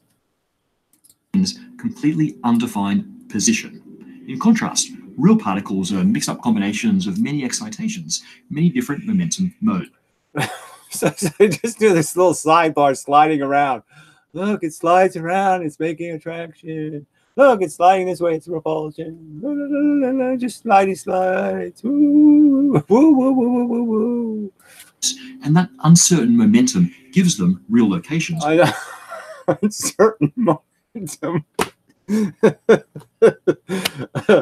Oh, so the particle isn't anywhere, and it doesn't have the momentum's everywhere, and somehow that makes attraction. Real trajectories through space. Our virtual photon doesn't have a location, so it doesn't travel a real path. It can move it. Yeah, it could move it this way, it could move it that way, but if you add up all the ways, they obviously mean it has to attract. That's the obvious consequence. Between our electron and positron, even if its momentum is pointing in the wrong direction. So again, this positron thing having a relationship with any electron, it's just made up bullshit. Jesus. I mean, you know, yeah, well, it should in a sense be in some kind of other category, but I think it should be in the idiot category. The retards only, the educables. They should put it in the category of, well, it's not, no, obviously you wouldn't want to do this to retards. That would be, you know, that would be perverted. So, yeah, I don't know what category you put it in. Only for the dead. Only dead people should watch this. It's a bit like the photon starts out moving in the wrong direction and then quantum tunnels between the particles, kicking them towards each other, like a teleporting boomerang. But like a teleporting boomerang. Yes, I've imagined them all. That's such a common reference, isn't it? The teleporting boomerang. I mean, it just makes perfect sense, right? I mean, who wouldn't want a teleporting boomerang? It's brilliant, right? You just throw it into the teleporter and it flies out anywhere you want it to. I mean, shit, that's cool as fuck. and then it comes back, right? Because it's a boomerang. So I throw it into the teleporter, it boomerangs somebody somewhere else, it comes back, and I get to catch it. Oh, that's right, but boomerangs only do that if you miss. See, if you actually hit what you threw it at, it doesn't come back. So, oh, damn, that won't work.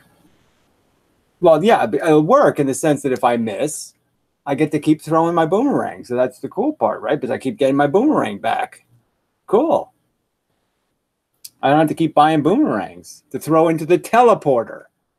I mean, it's crazy that he said that. Like, yeah, you've all thought of that before, right? You've all imagined throwing boomerangs into teleporters, right? You've all thought of that before, right?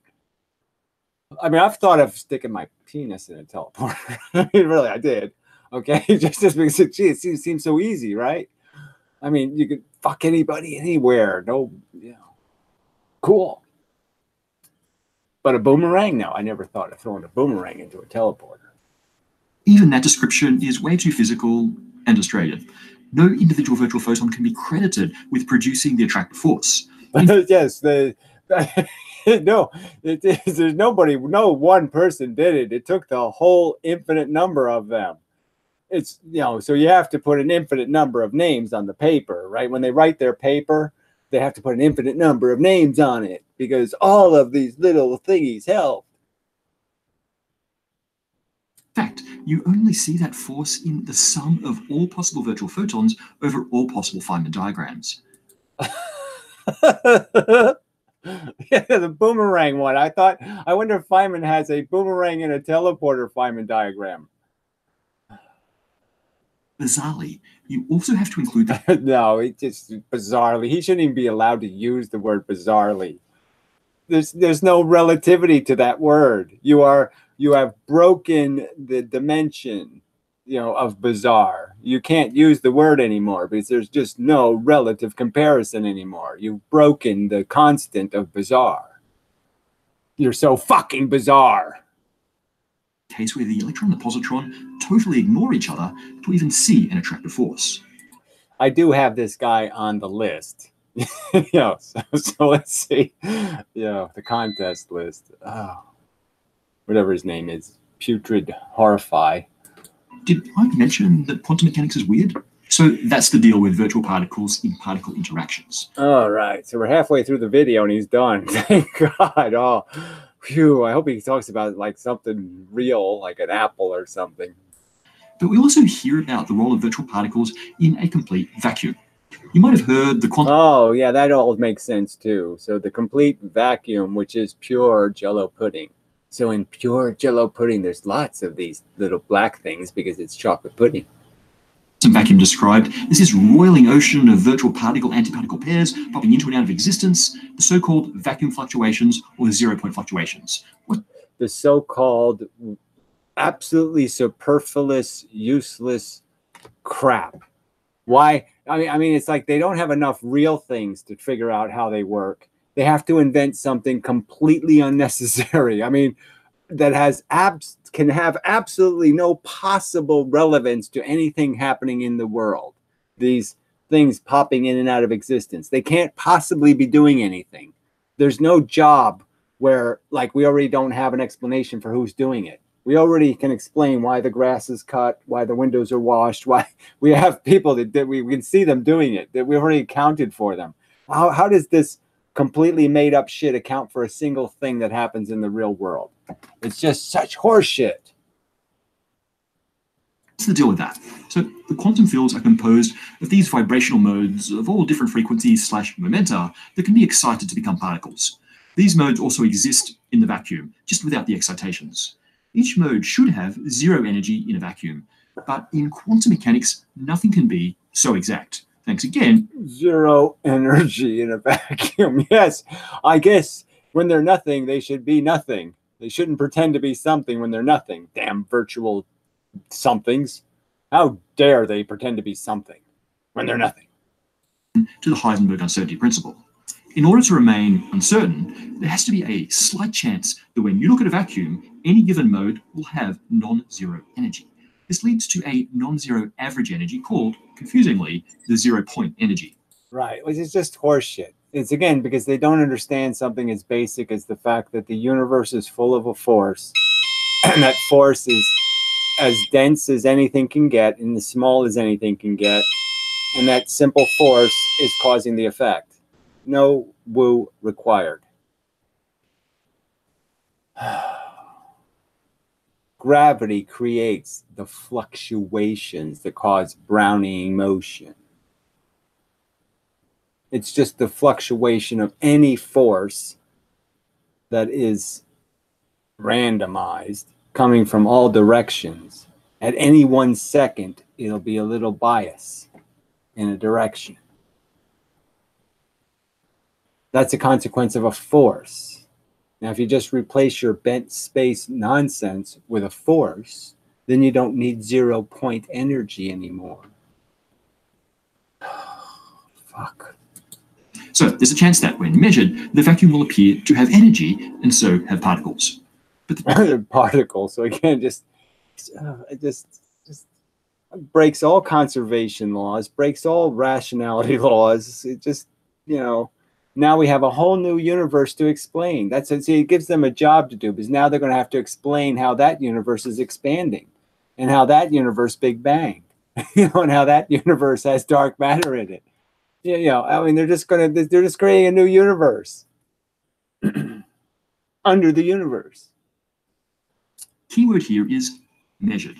Do those particles exist if you're not looking? Or more to the point, do vacuum fluctuations produce actual particles again, when there's nothing else? This baby talk, right? This guy is supposed to be doing physics. He's talking all these complex terms that no basic citizen knows. Homer Simpson isn't going to know what the fuck you're talking about. So the only people watching this video who could possibly have any capacity to rationally interpret it have to have a pretty good amount of volume of knowledge in the subject of physics to have any hope.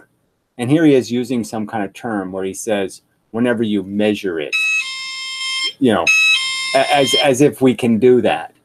Again, playing this game with this stupid, we have to perceive it for it to exist. There's no need for us to measure it. Things don't need us to measure it to exist. So he's implying that that exists when he doesn't believe that. Well, he might believe that, but I'm just saying physicists know they can't play with that language anymore. That's an insidious deception to talk about measuring as if you're looking at it. Measuring isn't looking at it. Measuring is interfering with it. The answer seems to be no. At least as far as you can answer such a question. In the math of QFT, the perfect vacuum... QFT. Quantum field tripe. Is a steady state. It doesn't change over time. It has a constant 0 point energy. Regarding its particle content, it remains in a steady state of uncertainty. It's a quantum state in a superposition of yep particles and no particles. So again, they've broken the word superposition, which is supposed to mean that two forces don't interact, that they're additive, independent of each other. So it's supposed to imply things that are independent of each other. And now they've turned the word superposition to mean there's two things in the same place interacting with each other. So a word intended to describe things that aren't interacting, they've turned into a word, the exact opposite. They've just, it's like the wave thing. They've turned a wave into something that moves like a frickin' torpedo. The quantum state is not fluctuating on its own, but it will randomly collapse into one of these possibilities when something interacts with the vacuum. This is a pretty subtle point, but it makes a huge difference in how... When something interacts with the vacuum. Again, so we know that these terminal events are supposed to be with matter, not with vacuum space. They're not supposed to bang into random particles created anywhere in the universe. So where's even there any evidence of this wave collapse that's taking place randomly as the fucking space perturbates a particle? We think about the vacuum. Virtual particles are not popping into and out of existence in the absence of anything else. Instead, they're a fanciful way of talking about what might happen if something interacts with the vacuum. A classic example of this is... Something interacts with the vacuum. Again, it's just that something has sex with nothing, and we're going to make babies. Hawking radiation. Stephen Hawking himself was the... Stephen Hawking was, frankly, another idiot. First to use virtual particles as an intuitive way to describe his radiation. He painted a picture of fake radiation, radiation that's in no real form of anything called radiation. So it's just more bullshit, more fucking crap, like I can convert matter into bent space. Just made up crap. Fake crap. virtual matter-antimatter pairs being separated by the black hole event horizon, allowing one of the pair to escape to beautiful freedom and reality. But Hawking himself also cautioned against taking this picture too seriously. In his actual mathematical derivation, he instead talks about vibrational modes of the quantum vacuum being cut off by the event horizon. This disturbance of the vacuum generates particles, but without the black hole, the vacuum stays a vacuum. A similar just makes you want to just, I don't know. It's just so discouraging that people with any kind of intelligence can pervert their intelligence into such. And now you can understand how Nazis happened, right? I mean, people who seemed reasonable and rational, and they just go completely nonsensical. And you're just saying, why do they do that? Why do they do something so stupid? And you're just saying, why are smart people talking such shit? Why are they doing this? What is this thing that happens to human beings where they just go right up asses? Why are people such ass whores? Perturbation of the quantum vacuum is also seen in the Casimir and Unruh effects. We also did episodes on these. Oh shit, I should watch the Casimir one, because that's just all horseshit again. The obvious circumstance where one plate has to go positive and one plate has to go negative. Yes, it's an obligation of proximity, because the electrons don't like each other. And just like with Hawking radiation, you don't need for virtual particles to have an independent existence to explain these effects. Well, you didn't explain shit, that's for sure. So, to recap, virtual particles are best thought of as a mathematical device to represent the behavior of quantum fields. The original idea of virtual particles came about as a calculation tool in perturbation theory, as we try to approximate the behavior of quantum fields. Now, in the case of... blah, blah, blah, blah, blah, blah, blah. That's the history of our fun and stupid bullshit, which doesn't have any meaning whatsoever. We're just, we're fixing a problem that doesn't exist. That's right. This problem doesn't exist in any real place in the universe. There is none of this stuff is doing there's none of this crap going on. Inside of an apple, there's no fucking matter being created. It's, this is all just horseshit. With Max Planck's discovery of the quantum nature of photons, it turned out that a mathematical artifact represented new real physics, the quantum nature of the photon in that case. Planck knew that he was onto something because there was no way to express his Planck law without an artifact of that quantum nature, namely the Planck constant. So, what about virtual particles? If they represent a physical reality, then there should be... So he's just trying to put Planck's name on this crap. And, that's all that speech was. There's some way to associate this with somebody, some name like this bullshit isn't just bullshit. So it's the same thing they're doing with the LIGO thing, where they keep talking about Einstein. We proved Einstein, when Einstein didn't say any of that shit was going to happen. No way to do quantum field theory calculations without them. It turns out there is a version of quantum field theory that doesn't use virtual particles at all. That would be the family of lattice field theories, in which spacetime itself is defined on a discrete grid. It doesn't rely on perturbation theory, and so it doesn't use virtual particles. It uses little black and white things. Oh, yeah, that's so different. Those things are so much different than your little thingies flying out thing. The ones stuck in the cube there are so different. Fuck. While ultimately giving the same results. Ergo, virtual particles are probably just a mathematical artifact. There's no good reason. Yes, there was no good reason for me to make this video, because I'm not even convinced any of this stuff has anything to do with anything relevant. Because I'm sort of going with that QB thing. I like that black and white QB thing. Yeah, that looks like the right answer. To believe that virtual particles exist outside the math we use to approximate the behavior of quantum fields. At best, they can be interpreted as a small component of possibility space for a quantum... For possibility space. Yes. I wonder what, like Rutherford and those kind of people, if you could go back in time, you're gonna say, what the really highly trained, highly educated physicists of the future are going to say? They're going to say things like possibility space. I'd love to see what Einstein would say to that term. possibility space. Just be great to hear what his response was. He was very good with quips. I just wonder what his quip would be to physicists talking about possibility space. Feel doing something real.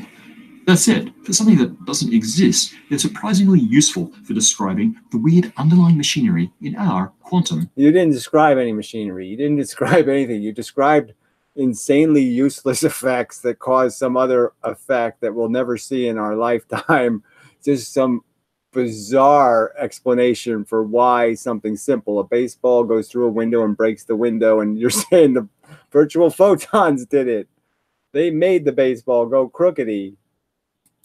Space-time.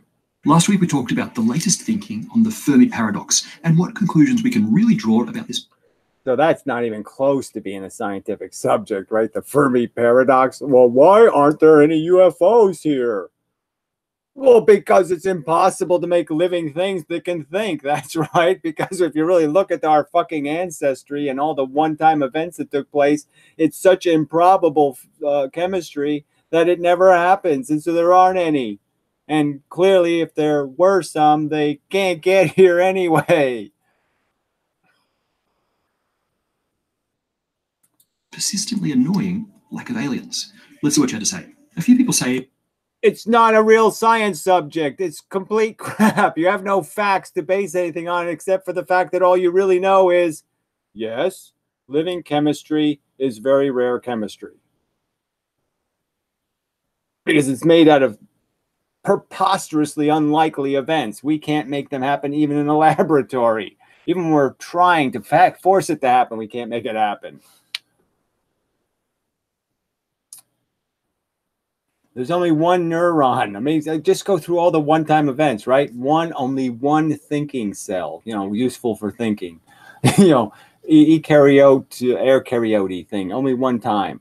Only all these things that only happen one fucking time. One DNA molecule. All of this chemistry that's laying all over, all these amino acids laying all over the surface of the earth. And only one molecule figures out how to replicate itself. Only one with a specific amino acid structure. Not one tiny change.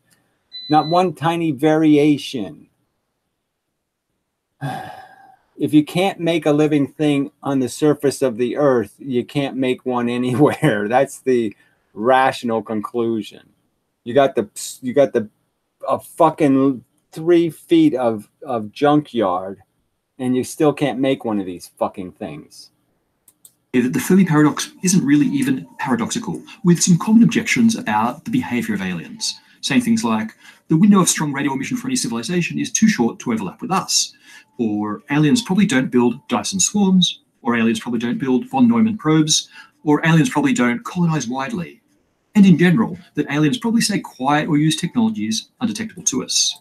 Well, none of that would be true. They'd make just as much, they'd be Homer Simpson, just like we are. They'd make all kinds of fart sounds. And they've had all kinds of time, just to realize, they've had a billions of years head start to us.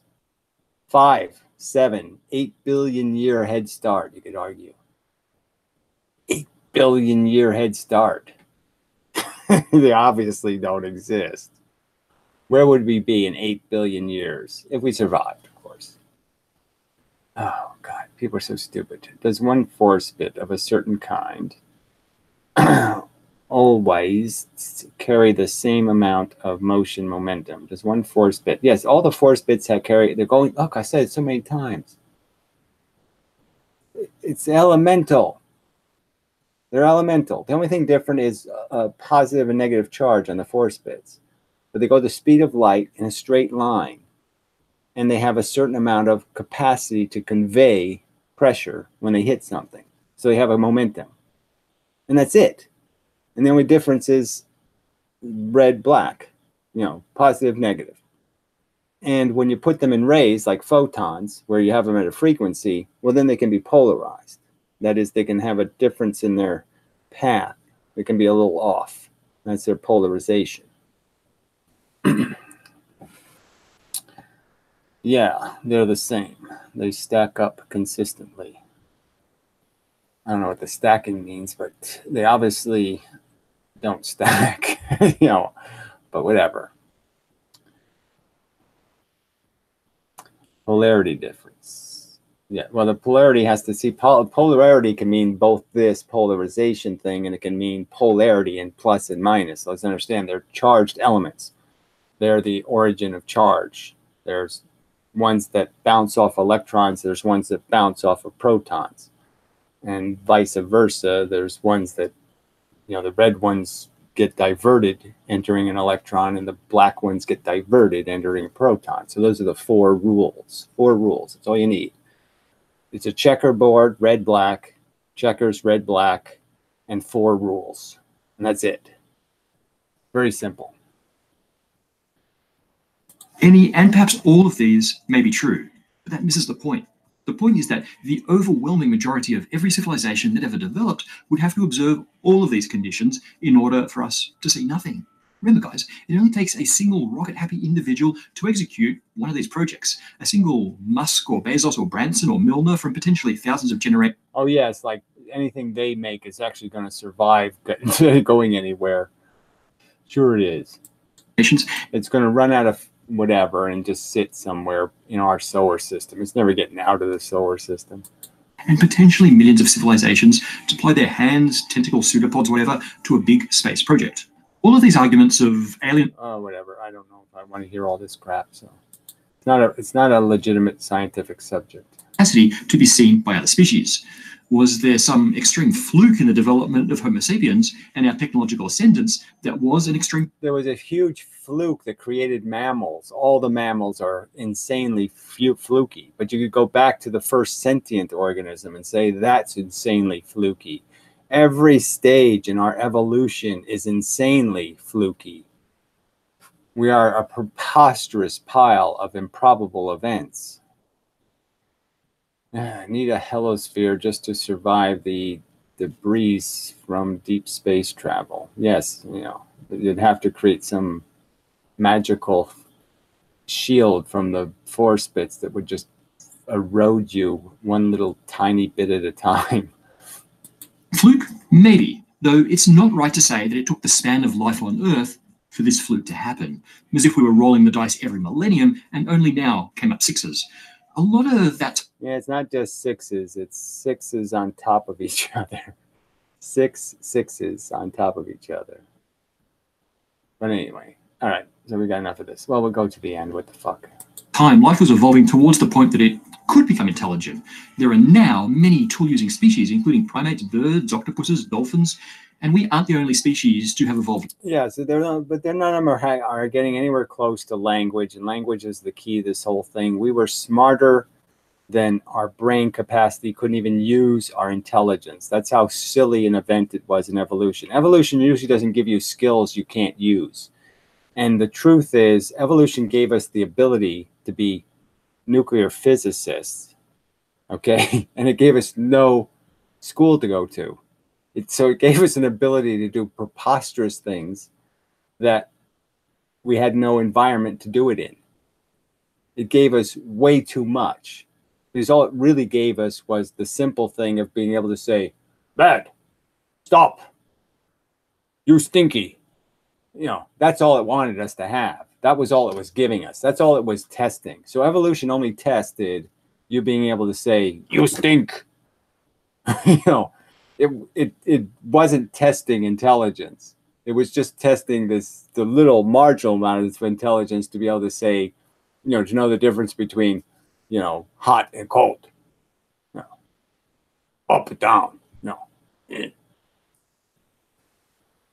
That's all. So if anything ever acquires intelligence, that's all the intelligence evolution gives a shit about. It doesn't give a shit about doing nuclear physics. It just gives a shit about somehow I use my scheming tool to fuck my neighbor's wife. Make more babies. That's all evolution cared about.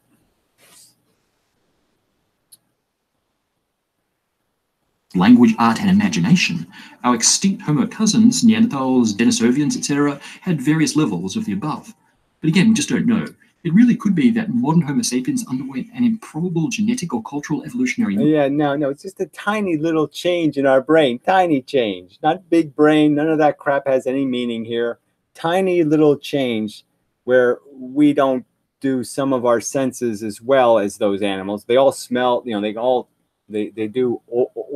odorification better than us. They hear better than us. They see better than us. So our senses degraded a little bit, so we could use the extra brain space to store language symbols. And on top of that, we have a preposterously slow early maturation. So where chimpanzees are mobile at 3 months, we're still disabled at a year old. We're still just going blah, blah, blah, blah, because the operating system has to be installed so carefully to maximize the space so we can do this language thing. And so you can take those two factors, the preposterously slow early maturation and a tiny little change in the brain, and say that's language. And language is the whole game. Give an organism, give a mammal a complete language, and they'll probably just as smart as we are. Moment that qualified as a great filter. A few of you pointed out that our depiction of the binary star system was wrong. They were apparently orbiting a center of mass that wasn't even between the stars. All right, so that was actually a 3-star system. One star had collapsed into a black hole, which is why you couldn't see it. It was totally there, though. Try increasing your screen resolution. Oh, that's funny. Fucking asshole. All right, I've seen them claim recently Neanderthals had the same or sometimes higher intelligence. Well, I don't think they had higher intelligence. They did seem pretty dumb. They were kind of broods. They didn't have the tool set of the little homos who were cutting the grass. The Neanderthals were clearly all meat eaters. Their kids at 5 years old, their kids were as tall as an adult, that kind of thing. So we're obviously doing the opposite thing. They weren't doing the slow maturation. They were doing the very fast maturation, get to an adult quickly. And it's obviously getting to an adult slowly is the learning game. That's where you make the smart thing, is by doing it, optimizing the brain space, carefully programming it. All right, I don't want to get into all that kind of biological theory. I'm not saying that part isn't real science. I'm just saying it's not physics. So, I'm already got enough crap on my plate. All right, so anyway, this went way too long. So anyway, I don't know what this is. Corn Harbor Brown. What the fuck is that? I heart. Fuck it. Fuck that. Doesn't sound good. Corn Harbor Brown. The fuck is that? Some kind of new disease.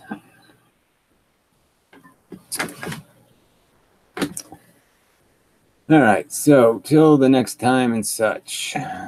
Boy, that was a rough dose of fucking bullshit. And I persevered, survived it. I don't think I'm totally damaged. Maybe a little bit.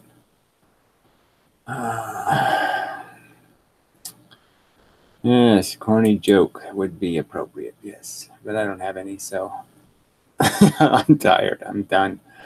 So anyway, till the next time and such and so forth and whatnot. What thing do I have to hit? A button of some kind here, I know. Here, this looks like the proper button. All right, so anyway, appreciate the participation. And, we'll see what happens in the future. Let's see, you might have to explain this before Gary, but are your thoughts on why the proton is heavier than the electron? Well, it's heavier because it has to do the nucleus thing. And so the proton might be made out of, the proton might not be elemental. This is the truth. It might be made out of smaller charged bits, like something that would be like, I don't know.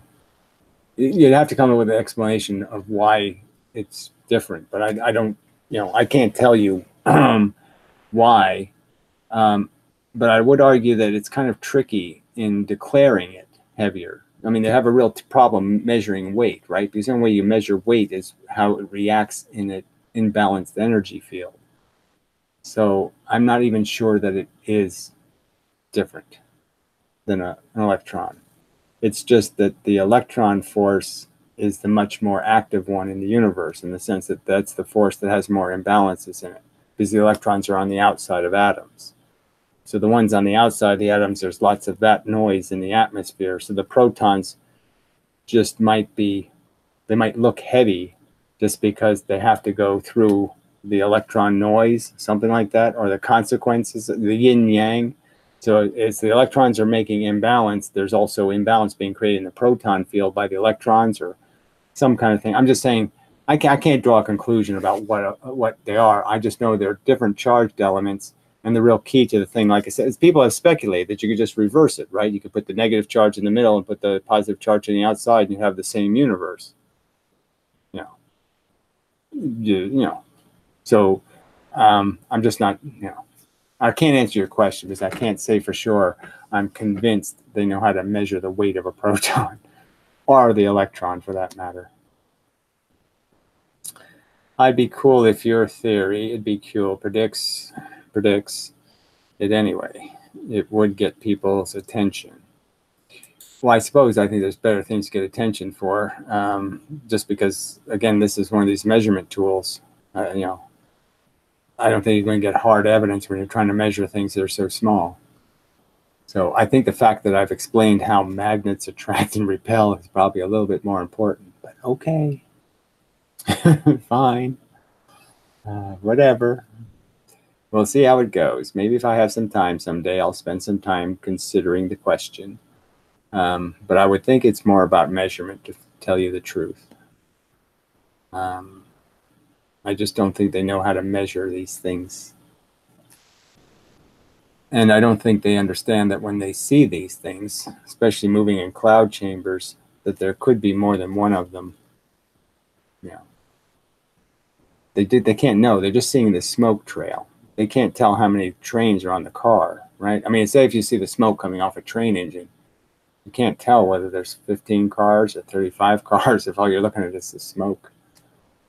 All right, anyway, the magnetism part is mind-blowing once you get it. Yes, it's just so frickin' goddamn simple. You're just like, wow, holy shit, does that ever explain it? Damn. It turned me into, I was already a little bit arrogant going into this, but that turned me into just mega arrogant. This was just like, that's when I knew I got it. There's no way you could just accidentally create a model that does it so perfectly. I mean, it just fits so perfectly. I do see how it all just happens to fit together like a puzzle. Yes. LOL. So anyway, till the next time, appreciate, like I said, a couple of good commenters here, kept things going, even though there's only 10 putrid little puny viewers. But,